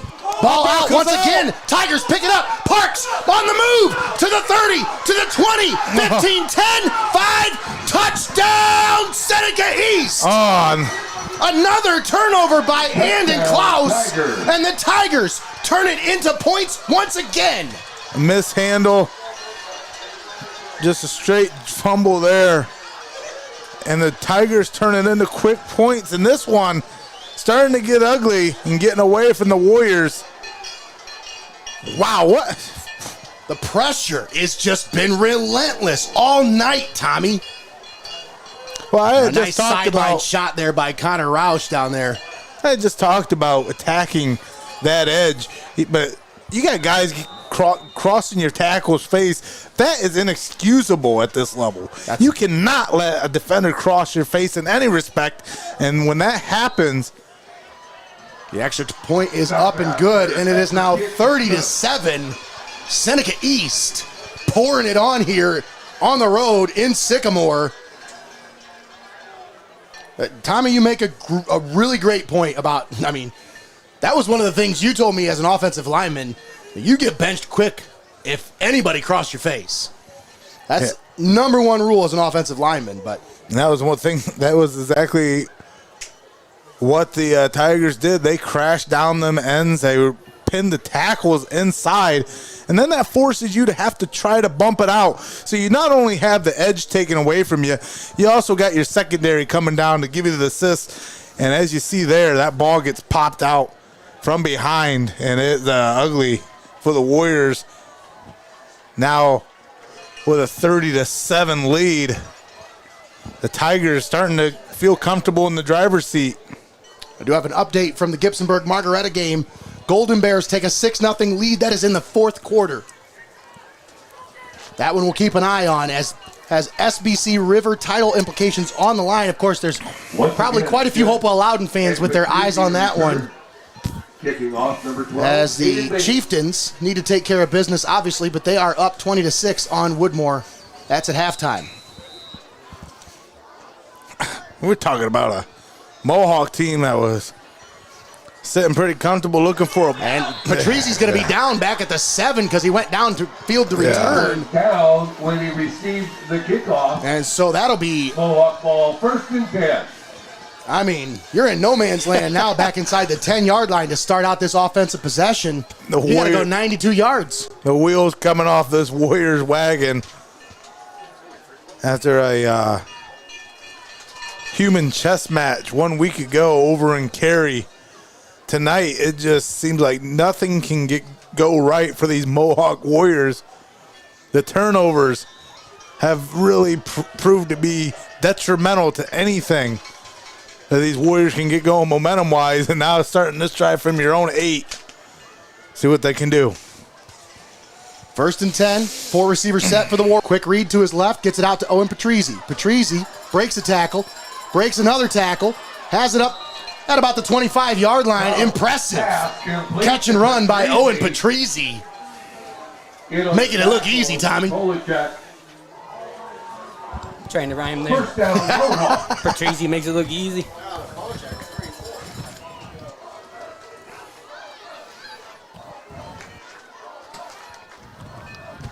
And there, Klaus in the gun. Down the left sideline looking for a man, and it's incomplete.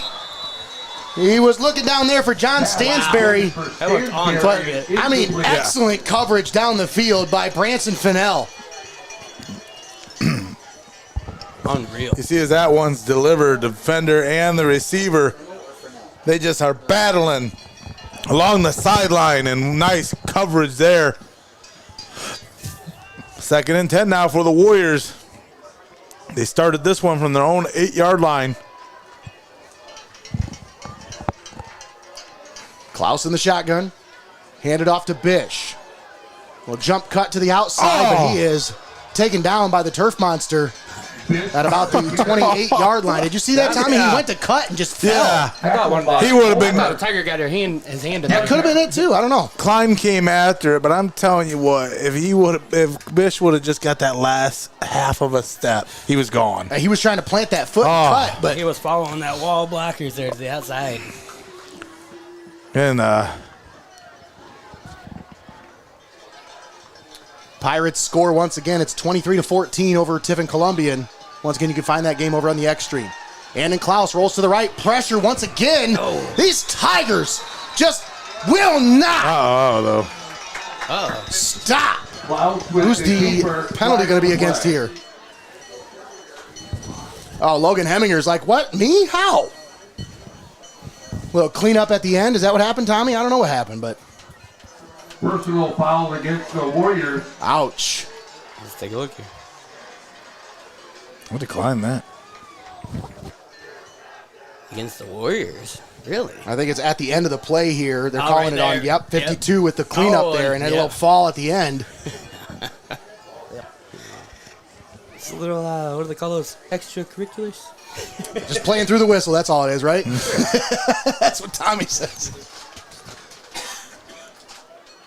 We'll check in with our sideline reporter, Eric Hall, after this play. Actually, we can check in with him now. As still trying to sort things out here. 15 yards. Oh. I mean, Denny's got to walk this one off anyway, so. And that's going to make it. Yeah. It's 3rd down still? Okay. 3rd down and a long. Yeah, 3rd down and long coming up here. But anyways, Eric, man. Yeah. What's going on down there? Yeah, we couldn't even get it out to say that the energy was different before it was sucked right out of them again. I went over to the Seneca East student section over here. There's a completely different vibe over there. Let me tell you, that was I almost stayed over there. Jeez, that's a loss. That's a walk-off and a loss of down. Yeah. Oh, ouch. Because that happened after the play. It's a dead ball. Oh, yeah. Yep. You're right, Nate. So the play counts. How about Seneca East timeout? Good. And Tigers take a timeout with 4:32 left to play here in the 3rd quarter. Of course, they want to make sure they're all on the same page here. I mean, if you're trying to look at it positively, if you're a Warriors fan, you'd rather it get out of the system right now because that will send you home next week. That's right. And, this is well, Tommy, they were trying to be on a bye next week. Now it looks like they might be playing next week. That's what I was going to ask. They were trying. If they got to win tonight, this would have put them in the top 4 situation. They had a bye. If they lose, they might fall out of the top 4. Yeah, it's an extra game. Maybe they're hosting a game here next week. Unraveling, though, these Warriors are trying to make up. Tigers show pressure off the edge. 4th and 22. 4-man front, and they got 2 guys coming off the edge here. So there's a false start going against the Warriors. Tried to get them to jump a little bit there before they went. Yeah, they're showing pressure off the edge on this punt unit. It's back them up again. And this Tigers, I'm telling you, how do you jump? Energy. I'm feeling from that Tigers defense and special teams unit tonight. Whew. Yeah, here, sending a message. Yeah. Maybe sending a message to the playoff points committee. Playoff at around 5,000? Yeah, that's what it is. He's a rough customer, I'll tell you that much, Greg. So tonight we have a camera, and we can get a shot of the fan of the game here. We don't necessarily need to take a picture of him. We can actually just get him live on camera here as the punt is going to roll out of bounds at the 45-yard line. Cloud punt rolls out of bounds at the 45. You did get a great picture? Yeah, they had some fun with that, man. All right, well, here's the picture. Did you send it to Greg? Be on camera. I mean, get them on there. They want to be on here. Did you already send that one to Greg? Yes, I did. You can set it up, Eric. Get the cameraman and point him where he needs to go and let us know. Yeah. He said they want to be on camera. I love it. I love it. That's awesome.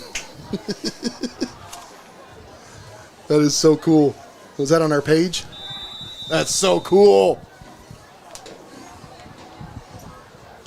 Once again, fan of the game brought to you by YANICH Oral Surgery and Dental Implants out of Marion. One of our proud sponsors here on Heart of Ohio Sports, Dr. Jason YANICH, a proud Mohawk supporter, but also just a supporter of local sports. He is just a sports lover, and he loves to support what we do. We can't thank him enough and all of his staff for their support. Quarterback keeper by Duck Parks, good for a yard, up to the 44-yard line. With the tackle. I'll tell you that Mohawk defense has been on top of that all night long, Tommy. They've sniffed out that quarterback keeper. Parks hasn't had a whole lot of running room in the run game, but boy, I tell you what, the pass game has been there. Yeah, I mean, Deppin, he's just been in a league of his own here tonight, really being the difference maker for this offense. They shift the line from right to left. Look at this gamesmanship right here. Parks, a little counter look. Gayhart into the open. Breaks a tackle down to the 30, to the 25. Keeps those legs churning down to the 22-yard line. Jackson Gayhart. Strong carry. A 22-yard run. Sets up the Tigers just outside of the RIEHM red zone at the 22-yard line. Look at those. Look at that bruising, punishing run. I'd say 22 yards, probably 10 of them at least with a Warrior on his back. Right? First down, Tigers. Like that little trap look.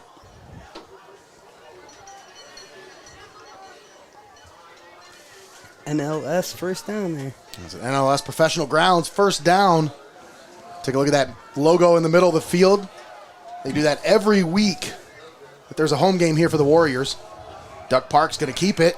Oh, nice move by Parks as he is brought down at the 10-yard line, but that'll be good for a first down inside the RIEHM red zone. That first trap designed to attack that A-gap, that one kind of designed as a keeper instead of handing it off, designed as a keeper through the B-gap.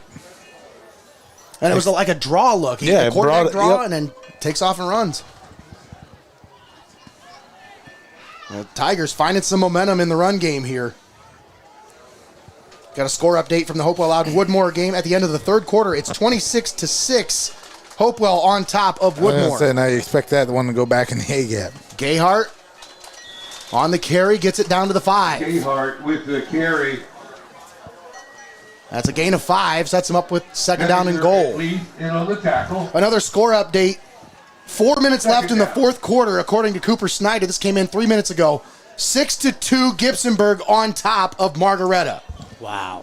What a ball game over at the Duck Pond.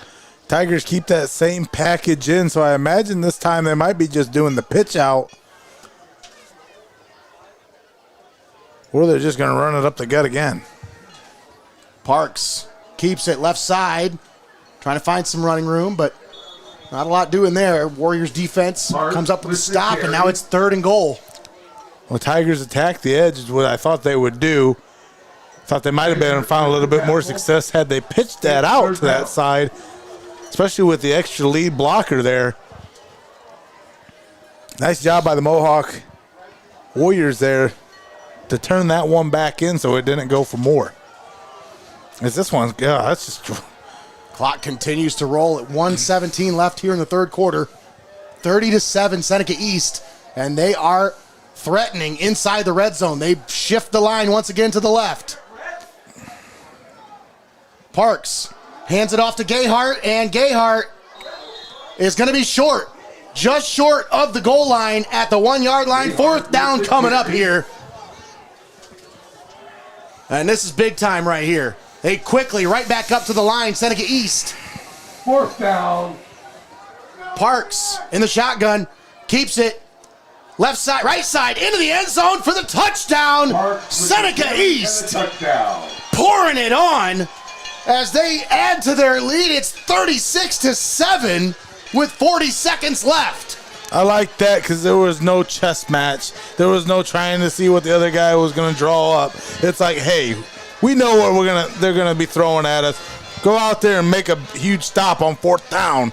And the Tigers, they were able to punch this one in when they were checked. Isaac Stockmaster on to attempt the extra point, which would make it a 30-point lead for the Tigers. And the extra point attempt is up. It is no good. It is no good. To the left. We stay at 29. Oh, my goodness. The Warriors dodged a bullet there. They would have had another opponent coming out after them. But now they staved that off, and a chance. 40 seconds here in the third quarter. I mean, it's not impossible. We've seen them score a lot of points in a few shakes of a lamb tail before, Greggy. Oh, yeah, that's one thing me and Nate talked about on the way over here was the big playability of the Mohawk Warriors. That's a great. I thought that's what would keep them in this one. That's a great way to put it. Big playability. That guy wearing a Who's hat? I love that. That's cool. Warriors set to kick it off, or set to receive the kick. I'm at a loss for words. Exactly, the complexion of this one is not. It's definitely lived up to the hype, but it is not delivered the way that I thought it was going to. We had a few glimpses at the Tigers. I'm a huge Seneca East fan, but that conference, this N10 conference that both these teams play in, is such a smoke and mirrors when it comes down to it with how tough each and every member is. The kickoff goes out of bounds. Procedure against the Tigers. It'll be an illegal procedure. Mohawk ball. So I know we started spooky season here tonight, fellas, but I don't think the Warriors thought the Tigers were going to be that scary coming into tonight. No. Now that's their worst nightmare. Well, this is one of the only conferences where you don't have just a rivalry. You have multiple opponents in your conference that are rivals. Yeah, the entire conference. And like you talked about, Nate, the unfortunate side of things is the way that this N10 is going to dissolve next year, and we're going to be robbed of a classic rivalry such as this Mohawk. That was one of the things the Seneca East matchup that we get each and every year. Shotgun formation. Klaus hands it off to Bish, and he's going to be stood up and dropped behind the line. Bish with the carry. That defensive line from Seneca East is eating tonight, Tommy. Homer with the tackle. I think it's probably going to take us to the end of this one. Should be the final play of the third quarter, but we'll see. Warriors might want to run a play, try to take advantage of what little time is left here in the third. 10 seconds left. Let's see if they get lined up in time here. 5 seconds. Klaus in the shotgun. Man in motion is Patrizzi. Klaus back to pass. Rolls to the left. Slings it down the left sideline, and that one is, nearly intercepted. Duck Parks went up for it, but unable to bring it down. But we got a flag on the play. Hold on, before we go to the end of the third quarter, we'll have a pass interference against Seneca East. So I believe that's an untimed down, is it not? Yeah, it's a defensive penalty, so it would be an untimed down. See that smooth flag toss behind the back? That was nice, yeah.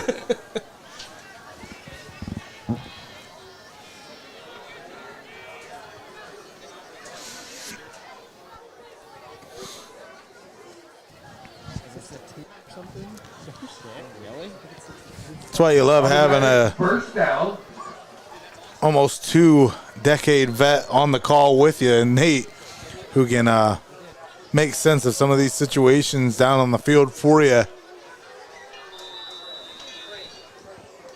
Still waiting for a final from that Gibsonburg-Margaretta game, but one more play in the quarter. we got one more play left here in the third quarter. Andon Klaus in the shotgun. Takes the snap, slings it left side. That's complete to Owen Patrizzi.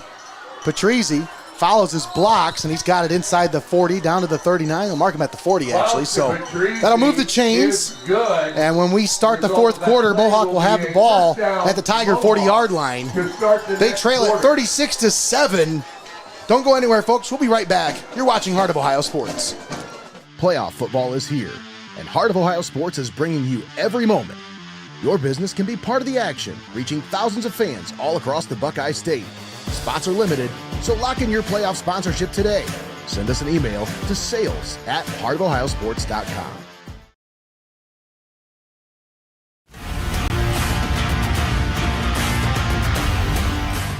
You're watching high school football right here on Heart of Ohio Sports. We are your neighbors, your sons and daughters. We are learning life and job skills and getting an education. We're proud to serve Ohio. We are your Ohio Army National Guard. Learn more about part-time service at nationalguard.com/OH. Heart of Ohio Sports is your home for live video streaming of high school football. Don't settle for the rest when you can go with the best, right here on the pulse of the Buckeye State, Heart of Ohio Sports.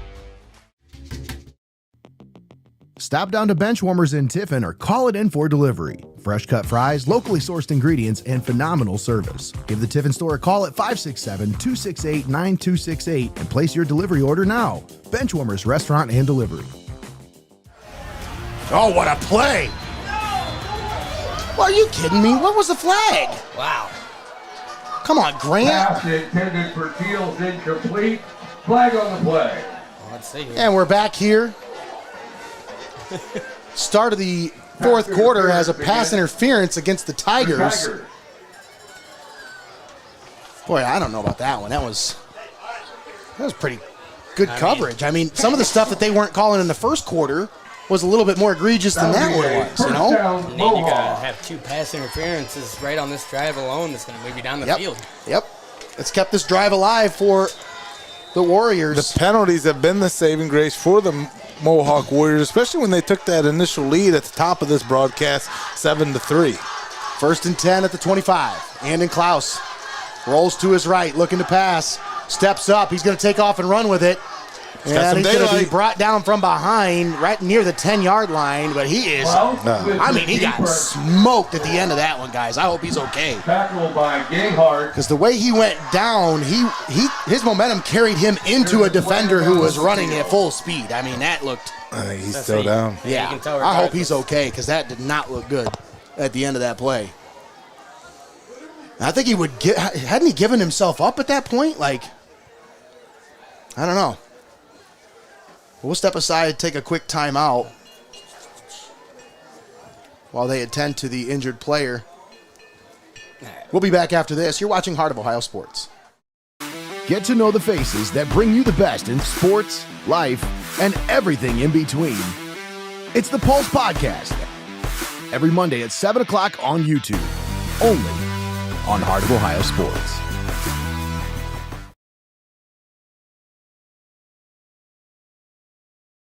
The barn is back, and so is the fun. Starting September 20th, explore RIEHM's famous corn maze. Meet friendly barnyard animals and make memories that last all season long. Barnyard Fun runs through October 26th, so don't miss it. At RIEHM's Produce Farm, where fun grows. Find out more at funacres.net.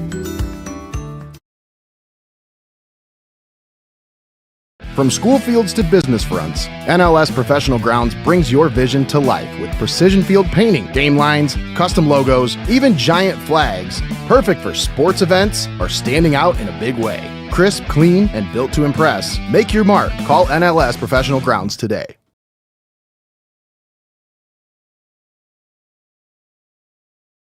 And we're back here at Warrior Field. 11:45 left here in the fourth quarter. Warriors have it. Bish, little wildcat look here. Oh. And he is stood up right at the 4-yard line, but a nice gain there by Caden Bish. Will move the ball inside the 5 to the 4-yard line. A little droney boy action out there, Greggy. You see him flying up there? Oh, yeah. I see drones a lot of things. Bish. Oh, quickly into the end zone. The Warriors plunge in.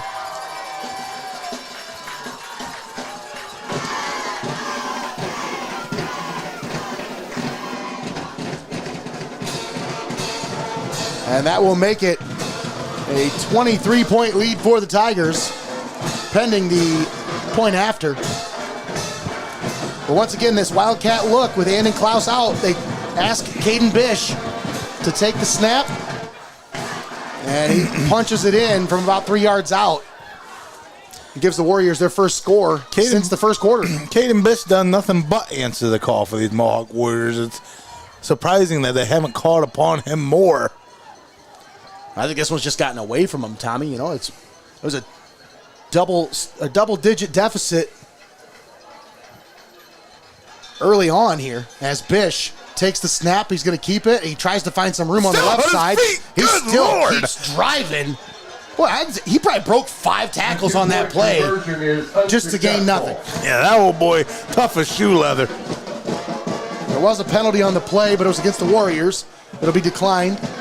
Tigers will take the result of the play. They lead by 23. It's 36-13 with 11:23 left to play here in the ball game. See if I caught that one there on the end of that breaking tackles. Whoa! Score update.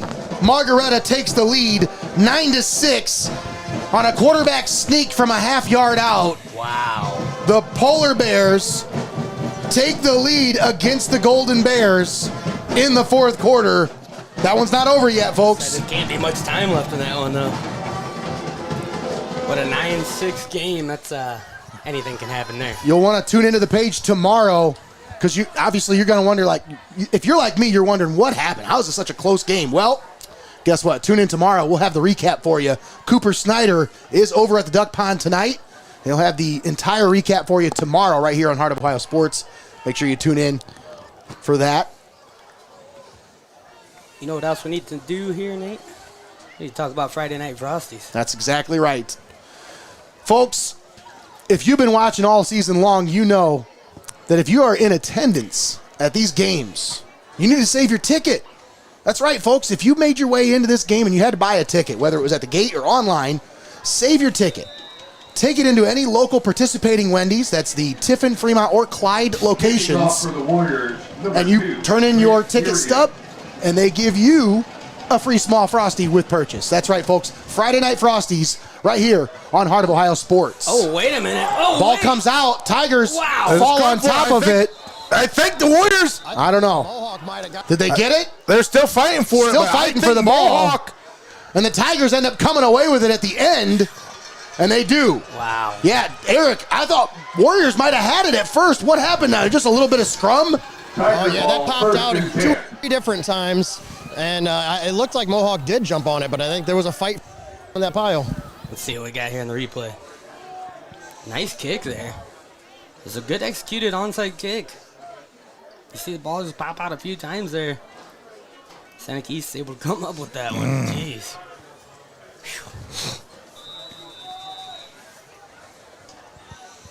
That one did not go the Warriors' way. That's a heck of an effort, though. That's a better onside kick than I've ever done. Eric, am I wrong, or is that camera pointed straight at the ground on that referee's hat? I think it is. Oh, jeez. But we'll get some good shots of him putting the ball on the ground. Yeah, you never know. Parks on the quarterback keeper. And he's going to push it inside Warrior territory to the 49-yard line. That's a nice pickup on first down. They get 8. With the tackle. Sets him up with a 2nd and 2. And AP. Another Warriors slow to their feet. Rhett Leith. Ginger to get up here. I'm not sure what color his hair is. Couldn't help myself. 2nd down and 2.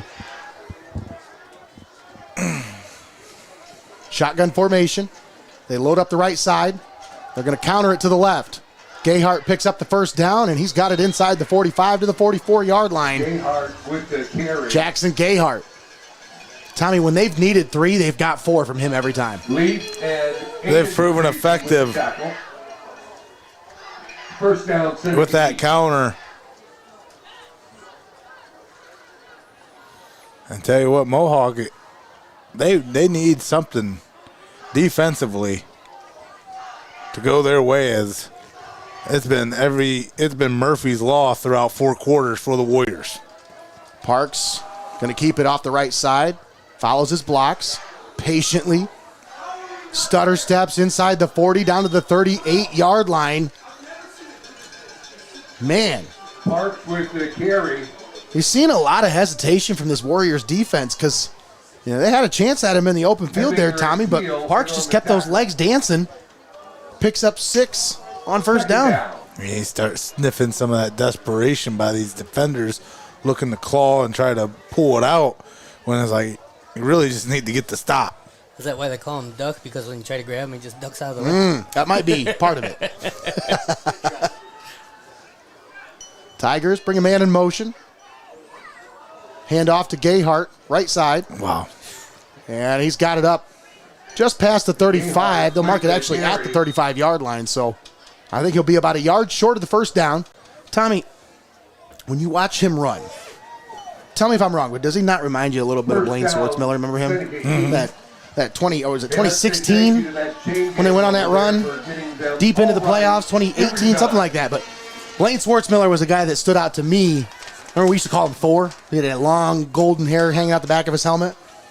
That's who I think of when I watch this kid run the ball, man. He's just a punishing runner and delivers the blow. Can you think of any other fullbacks or running backs that wore 44 that you can liken to this kid? Oh, good old touchdown Tommy Vardell. There goes Gayhart off the right side, and he is gone into the end zone for the touchdown. Gayhart with the carry. Going to celebrate with the student section as the Tigers look to punch their ticket into the postseason with an exclamation point on it. Yeah, and a team that was going to be in the top 4 seed, you're hanging up 40 points on them here in week 10. Oh, it's wow. The most points the Warriors have allowed all season comes here in week 10.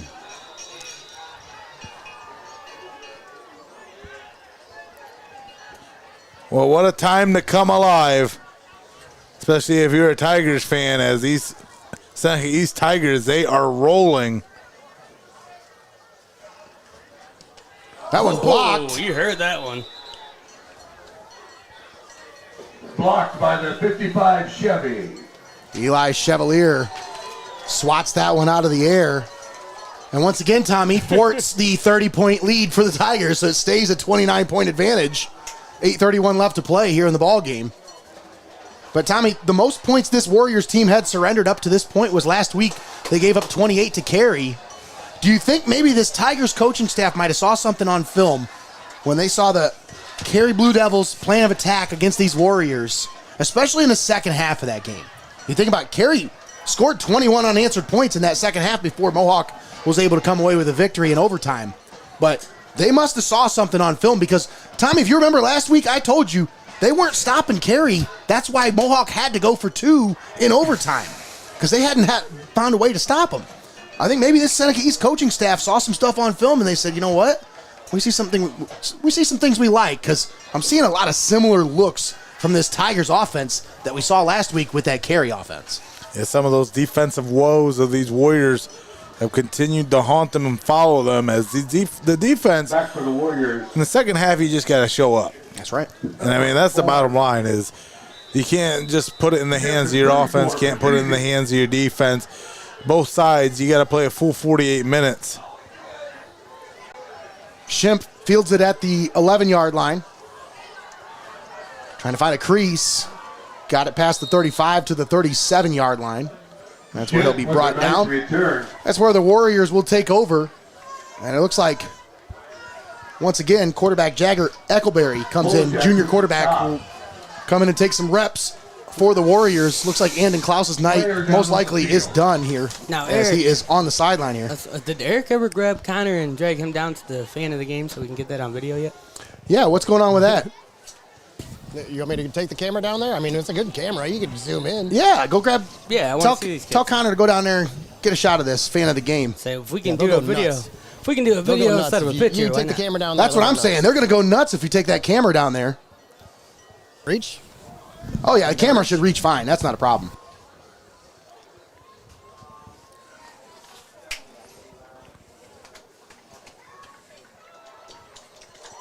But the Tigers lead it 42-13. 8:25 left to play in the ball game.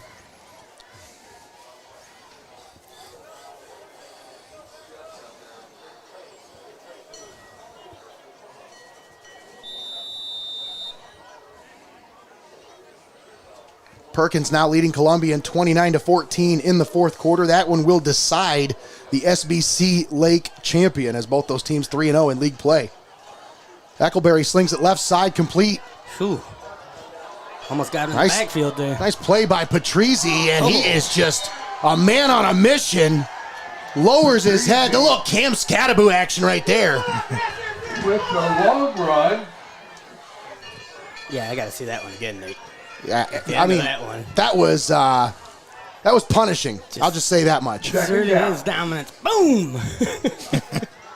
All right, so I think Eric is down there with the student section right now. We'll go to that after this play. Eckleberry hands it off. Bish on the carry. Well, he tried to hurdle through the line there, but was stopped after just a 2-yard gain. Cornwell with the tackle. And Eric says he lost audio. I don't know how. I don't really hear audio, but still got video fine.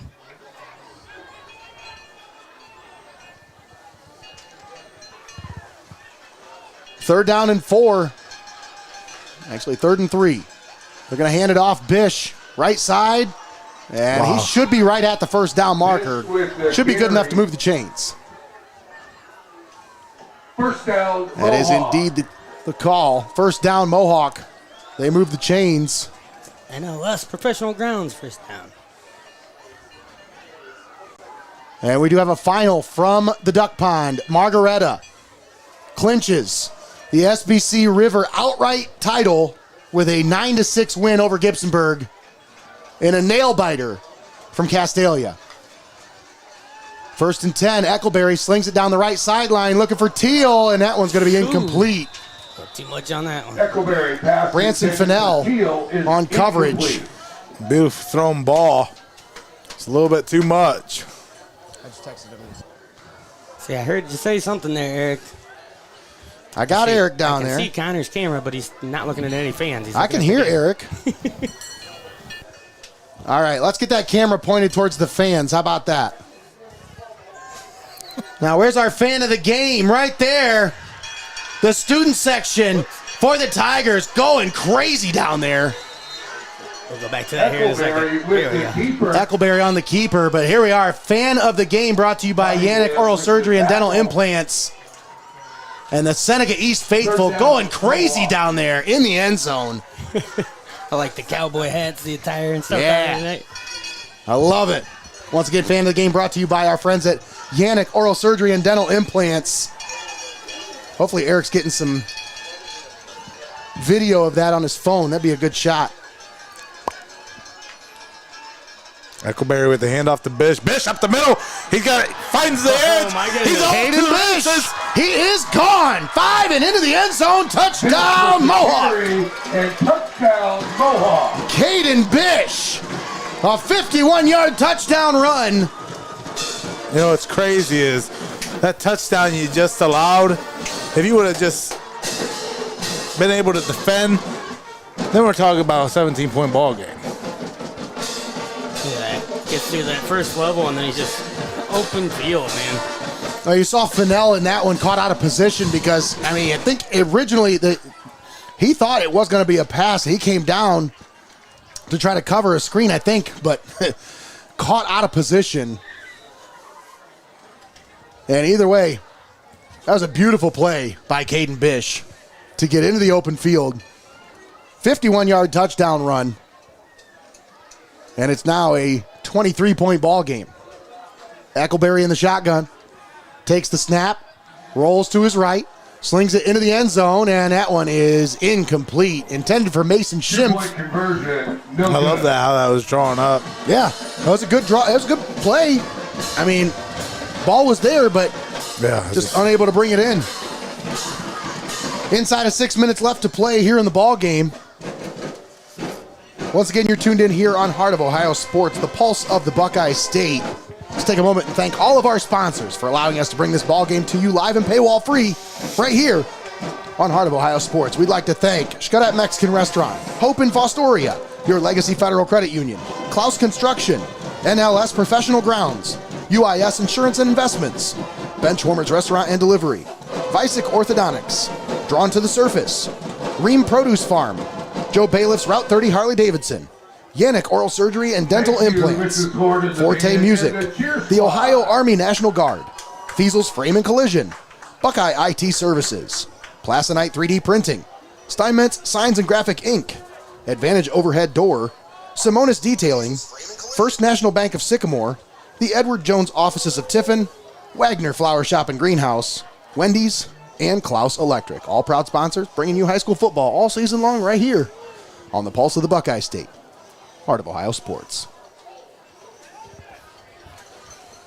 Once again, don't forget about those Friday night Frosties, folks. Turn in your game stubs. Kicking off for the Warriors. Any tickets you had from this year, this is the last week to turn them in. So with the onside kick, it's a high one, and the Warriors are going to come up with it at the 48-yard line. Hold the phone, folks. This one's not over yet. Johnny Stansberry. Beautifully done on the onside kick.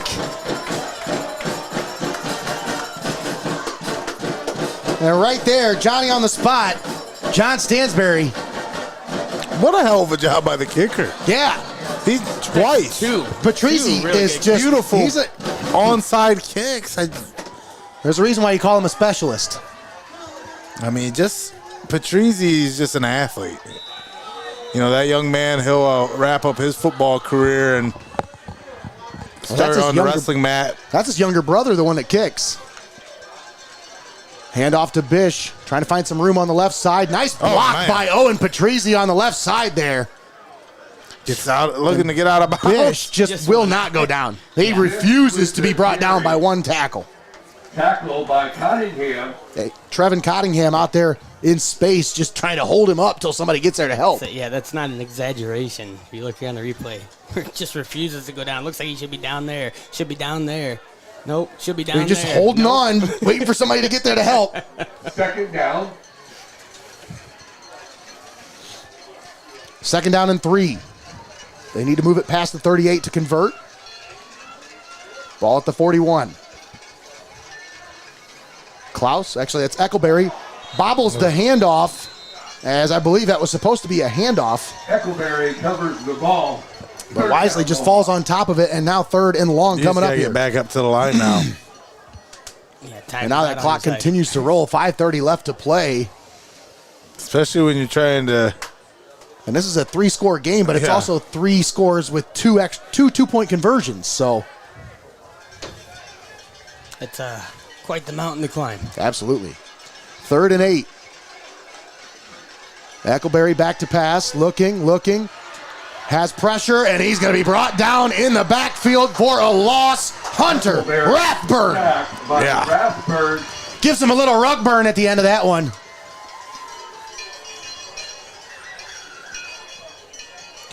Well, Mohawk trying to do what they say can't be done.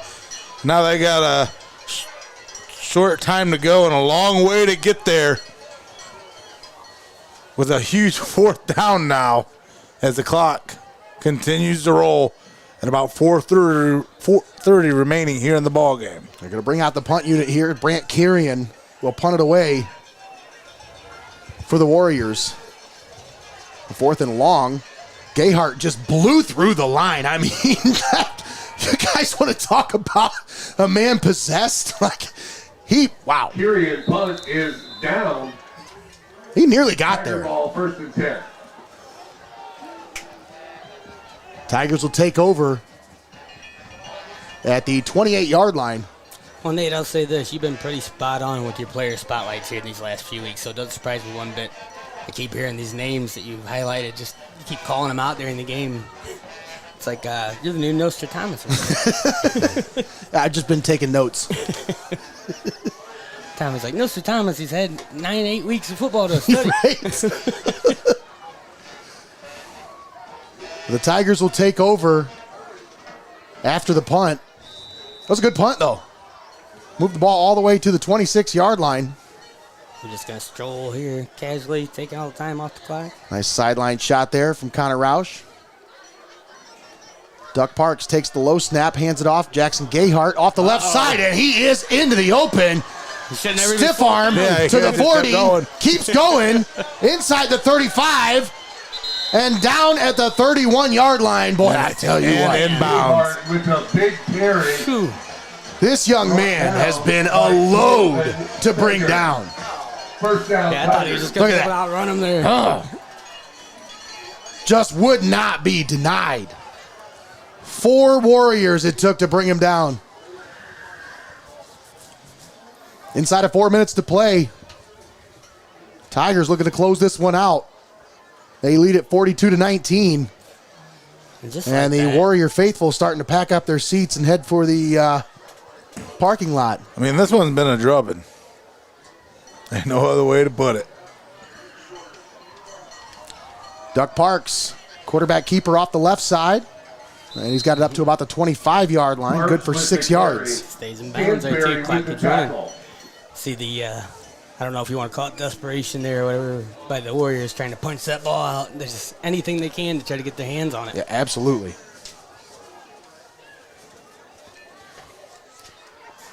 So this will drop the Warriors out of the top spot, and they will no longer have a share of the N10 title. That will fall to the Carey Blue Devils and the Colonel Crawford Eagles, as they will both share the N10 title after the Tigers come away with the upset here on the road. Yep. Spoiler. Thanks to these pesky Tigers.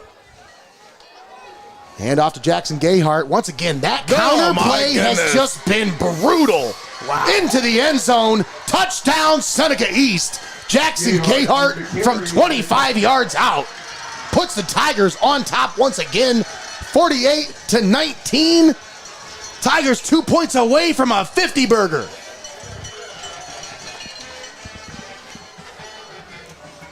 And after the last 2 extra points have been off the mark. You think they maybe just go for it? I don't know. But then somebody will say they're running up the score or something, so you never know. Now it looks like they're going to line up for the extra point here. And the smackdown continues here on the road. As the Tigers, they just came in to Warrior Field tonight and just clawed up these Warriors. No, they got Duck Parks over there on the sideline. I don't know. And look at the trickery by the Tigers, and Gayhart into the end zone for the 2-point conversion. 2-point conversion. And now the Tigers must have been hungry, Nate. They wanted that 50-burger. The Tigers have invited another opponent to the match. So there was like a tush-push / Patrick Mayholm underthrown. Now, Tommy, is that what the Cowboys were trying to pull off when Ezekiel Elliott was trying to go under center? Oh, God. Who knows? Who knows what they were trying to pull off? 2:41 left to play in the ball game, and the Tigers rolling to a 50-19 lead. The points off turnovers, Tommy, have been the key to this one. You talk about, I mean, this defense has just been relentless all night long. Well, we'll take a look at this here again, Nate. We look at the points per game and stuff. Seneca East averaging 29 points per game. Yeah. I think they did a little bit better than that one here tonight. Well, and the Warriors averaging almost 40 a game. And you look at this, the Warriors coming into this one had the best defense in the N10, allowing just 12 points per game tonight. 50 on the board by the Tigers. But look at those takeaways for both teams there at the bottom. And you can't say it was a situation where the Warriors were resting anybody or nobody. They were fully healthy coming into this one. They may have been riding a little too high after that Carey win.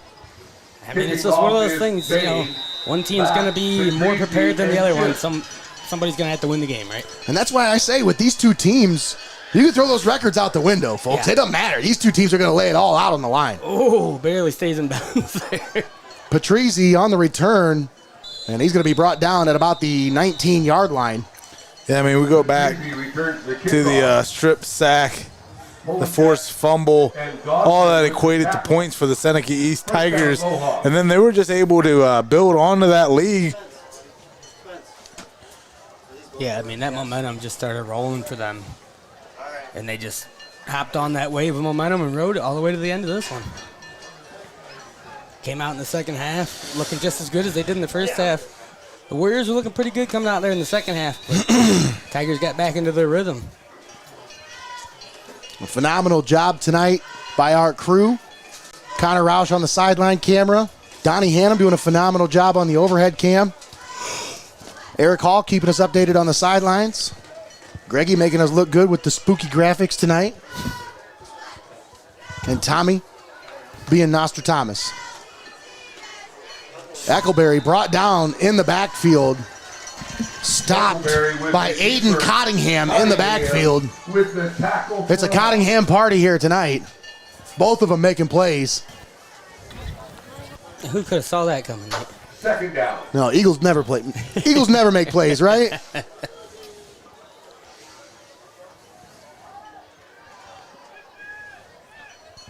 So, we got our big Halloween parade tomorrow morning. Mm-hmm. No treats for the Warriors here tonight. Of course, Tuesday we'll have another episode of the Coach's Corner, but this one will be a special edition as we look ahead to the playoffs. It's kind of a playoff preview.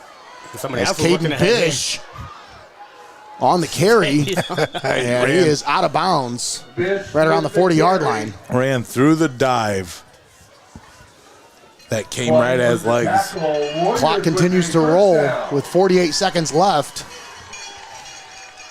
And the Tigers I call it a day. Looking to put the punctuation on this one with an emphatic 50-19 victory here at Warrior Field to close out the regular season. And Tommy, I said they had to get this one. They needed this one more. I really don't think I've ever seen anything like this.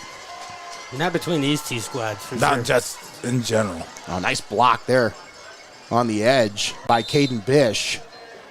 Brought down in bounds, and that should be the last play of the regulation. With your score, Seneca East 50, Mohawk 19. The Warriors, with just their second loss of the season and their second loss in the N10, drops them to second place, where they will share second with the Seneca East Tigers. Your final score, Seneca East 50, Mohawk 19. We'll be back after this with the postgame show, brought to you by Your Legacy Federal Credit Union, and we'll have our player of the game presented by Benchwarmers Restaurant and Delivery.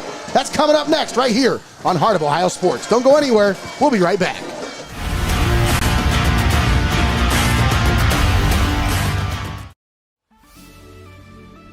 Welcome to Your Legacy Federal Credit Union, your trusted community credit union for over 70 years. We're not just a credit union, we're your personal financial counselor. Your Legacy Federal Credit Union is a full-service financial institution tailoring solutions to your needs. Whether it's your first home or planning for the future, we're here to help you find success.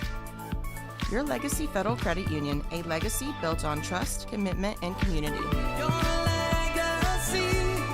legacy. My stomach is messed up. The game's almost over. Can't you wait? No, I gotta go right now. Wow, really? Swung on, hit the center, well hit. Back, and this one's gone. A home run for Connor Moyer on an 0-2 Needed pitch. that. Smokes it to dead center. Oh man, are you kidding me? It happens. Never miss a moment. Heart of Ohio Sports. Stop down to Benchwarmers in Tiffin or call it in for delivery. Fresh cut fries, locally sourced ingredients, and phenomenal service. Give the Tiffin store a call at 567-268-9268 and place your delivery order now. Benchwarmers Restaurant and Delivery. You're watching Heart of Ohio Sports, the pulse of the Buckeye State.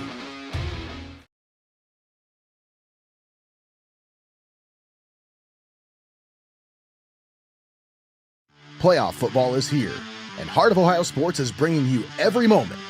Your business can be part of the action, reaching thousands of fans all across the Buckeye State.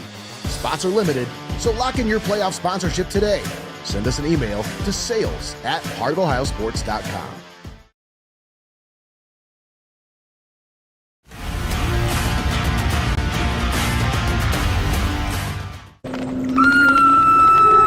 Don't fret. Heart of Ohio Sports will be right back.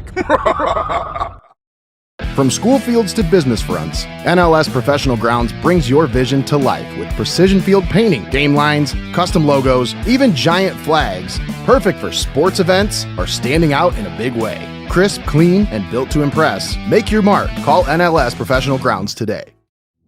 Heart of Ohio Sports is your home for live video streaming of high school football.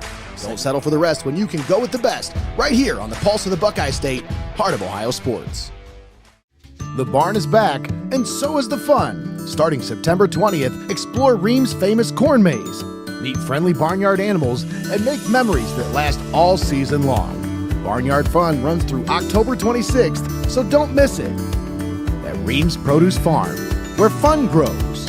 Find out more at funacres.net. Welcome back to Heart of Ohio Sports.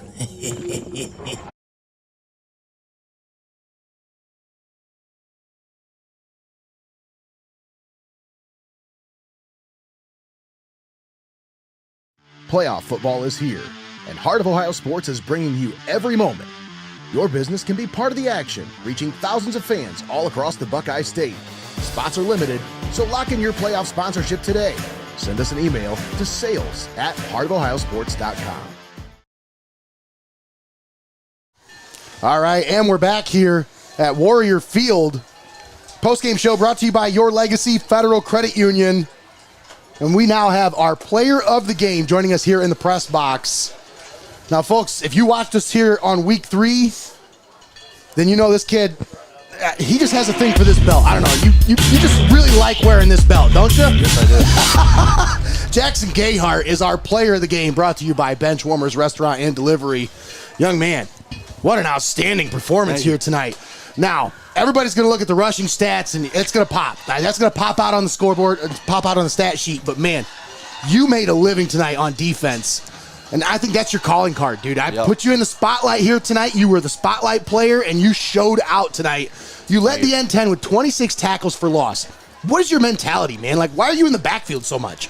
My mentality, I watch a lot of film, so I kind of know what's going on, and I just like getting downhill and hitting guys behind the line. Now, you're one tough kid, man. Like, you took some beating down there, but one thing that I've noticed about you is you love to deliver punishment, man. Like, when you got the ball in your hands, you're not trying to juke anybody. You're trying to run downhill and run through somebody's face, man. Yep. What is that mentality like when you go out there, when you take the ball? What's your thought process? My mentality, I know I don't want anybody to tackle me, and I just love running through guys. I can tell, man. So, coming into this one, everybody probably wrote you guys off for this, right? Yep. Obviously, Warriors coming in with a lot of momentum off that win against Carey, over in Carey. They got that top spot in the N10. They're trying to get that N10 title for the second straight year. But you guys come over here and play spoiler. I had a talk with Coach Phillips yesterday, and he thought this might have happened. Yeah. What was the message this week at practice? The message is we just try to get better every single day, every single snap, and during practice, and we just had to play together, and we came out and did that. Now, I want to ask, because it seemed to me like there were some similar looks that I saw from your offense that I saw last week when Carey was really dashing against this defense. Did you guys see something on film that maybe kind of led you to believe that you'd have some success tonight in the run game? Yeah, I seen some stuff, the coach seen some stuff, and we just knew what he had to do, and we did it. Now, I love I love the shift. What you guys did with the line shift, shifting from right to left, shifting 3 guys from one side to the other side. And the fact that the defense had to account for that, and then you run that little counter play, they had no match for that, man. Now, is that something that you guys saw at halftime and decided you're going to come out in the second half and run that? No, we kind of had it in the back of our head because we knew we came out in that same formation and we just pounded the ball and we can flip it up, switch it, and then go the other way. Nice. All right, man. Well, at the beginning, run game took a little bit to get going. Yep. But that second half, man, you really started running downhill. Now, this has got to clinch yourself a spot in the playoffs. You could possibly be hosting a game over in Tigers Field next week. How's this feel, man? It feels awesome. I mean, we get to play on our home field, possibly, and we just doing good. We're keeping it up, playing as a team. Got to keep rolling, man. Got to keep this momentum rolling. Once again, big win for the Tigers. 50-19 was the final here. Our player of the game, Jackson Gayhart. Jackson, who you shouting out tonight, man? Shouting out my line, my coaches, the rest of my team, everyone putting up blocks for me, and anyone that supports me, my mom, dad, and grandpa, and the rest of my family. Nice. All right. Well, you got a $25 gift card to Benchwarmers. You got yourself one of these earlier this year. Have you had a chance to use that one? Yeah, I did. What'd you think? It was good. Now you got to go get some more? Yeah, I will. All right. Now what was your go-to last time? I had the wings and some fries. Wings are so good, yeah, man. they're good. All right. Now, if I have a recommendation, if you're going to get wings again, try the Woody sauce, dude. Okay. It's so good. I'm telling you. Really good. It's like right in the middle. It's got a creaminess, but a little bit of tang to it. Yeah, it's that's what good. I like. All right. Well, once again, our player of the game brought to you by Benchwarmers Restaurant and Delivery, Jackson Gayhart. Thanks again, man. Thank you. Appreciate your time. We're going to step aside, take a quick timeout, but when we come back, we'll wrap things up from Warrior Field. Once again, Tigers with a big upset on the road, 50-19. We'll be back after this. You're watching Heart of Ohio Sports. Playoff football is here, and Heart of Ohio Sports is bringing you every moment. Your business can be part of the action, reaching thousands of fans all across the Buckeye State. Spots are limited, so lock in your playoff sponsorship today. Send us an email to sales@heartofohiosports.com.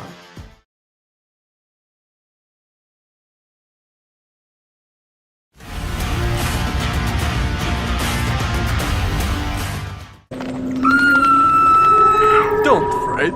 Heart of Ohio Sports will be right back. From school fields to business fronts, NLS Professional Grounds brings your vision to life with precision field painting, game lines, custom logos, even giant flags. Perfect for sports events or standing out in a big way. Crisp, clean, and built to impress. Make your mark. Call NLS Professional Grounds today. Heart of Ohio Sports is your home for live video streaming of high school football. Don't settle for the rest when you can go with the best, right here on the pulse of the Buckeye State, Heart of Ohio Sports. The barn is back, and so is the fun. Starting September 20th, explore Ream's famous corn maze. Meet friendly barnyard animals and make memories that last all season long. Barnyard Fun runs through October 26th, so don't miss it. At Ream's Produce Farm, where fun grows. Find out more at funacres.net. Welcome back to Heart of Ohio Sports.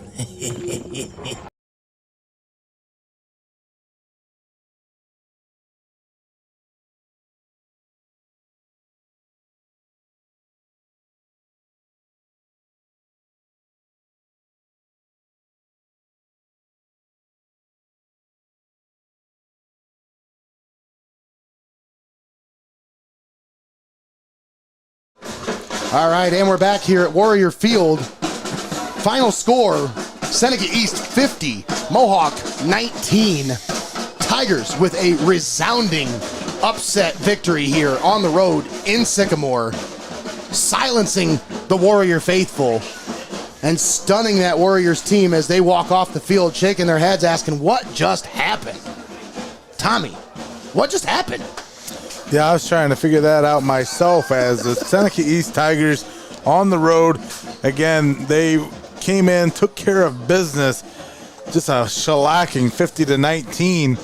But the biggest thing, again, is you go into hostile territory, you go against a conference opponent, and, you know, even myself, you find yourself after that huge game against Carey, you think you're winning the conference in week 9, and then you forget that you still have the Seneca East Tigers to take care of. And, you know, I should have known better than to count the Tigers out, but they definitely reaffirmed my belief in that Coach Ed Phillips and this Tigers program that, again, with Coach Phillips and Jackson Gayhart, all things are possible as the Tigers come up with a huge win on the road, 50-19, to upend the Warriors here at home. You know, I'd be remiss, Tommy, if I didn't mention the fact that, you know, Jackson Gayhart was able to make a lot of those plays because that Seneca East defensive line was just eating tonight. All night long, Tommy.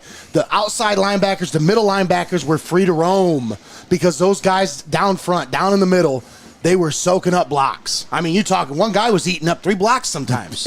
So when that happens, those linebackers, they're free to roam. They make a lot of plays, and that's what you saw here tonight. Jackson Gayhart wins our player of the game, brought to you by Benchwarmers Restaurant and Delivery. But, Tommy, disappointing loss for the Warriors, but looks like they may be coming back here next week for a home game. We'll have to see how everything works out. We'll have to see how the points look after tonight. We don't know for sure, but based on what I was seeing heading into this matchup, if this happened, then potentially both of these teams could be hosting playoff games next week. And in some respects, if you would have been able to finish in that top 4 and got to kick your feet up and relax in week 11 and enjoy a bye, sometimes that might work out to a disadvantage. A lot of teams, when they're running hot, you want to keep that momentum going. But for these Mohawk Warriors, I thought had they been able to come up with a huge win tonight, getting that top 4 seeding, I think they could have been able to rest and get a lot of these guys healed that are having some nagging injuries that really help facilitate and are the heartbeat of this offense.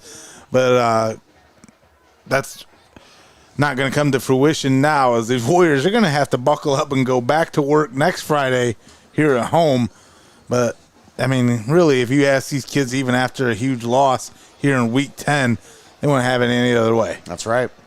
Well, once again, this drops the Warriors to second place in the N10, and with that loss, the N10 conference now belongs to the Colonel Crawford Eagles, and they tie with the Carey Blue Devils.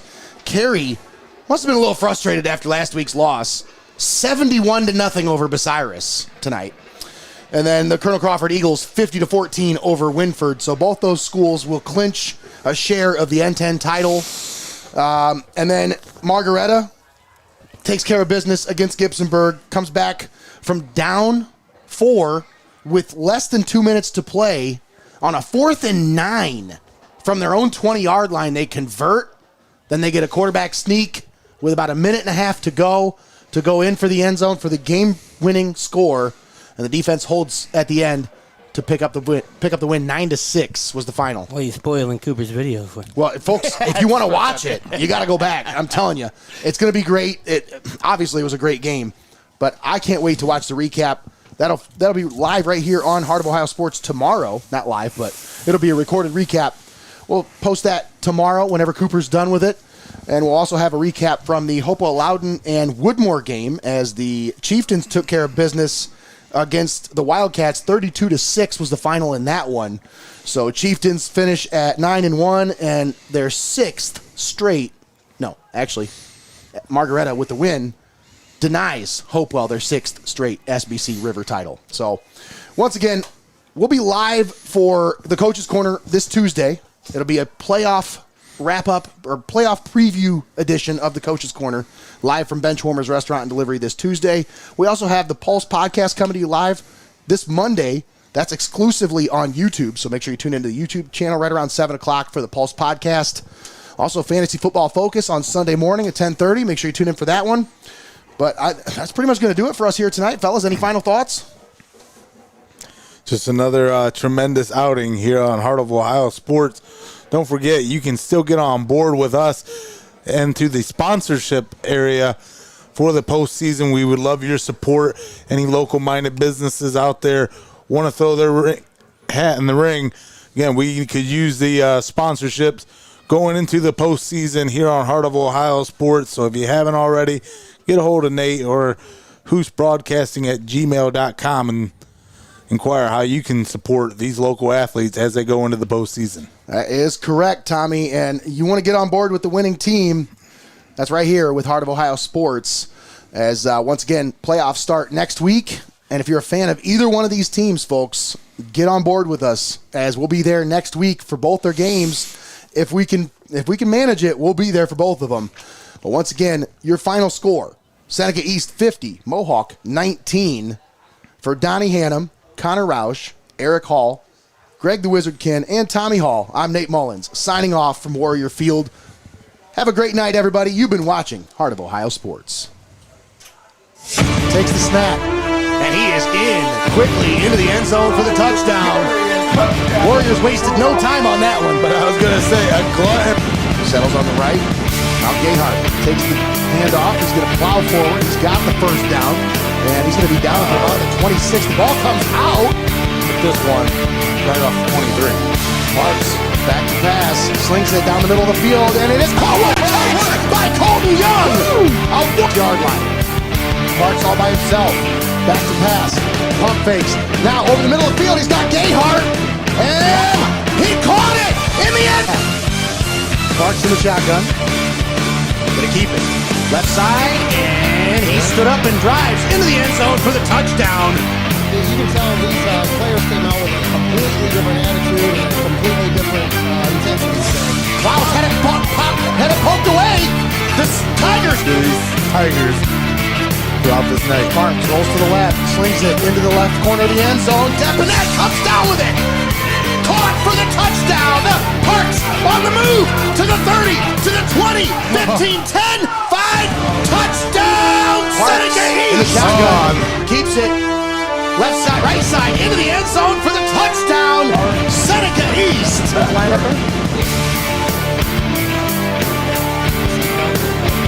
Fish.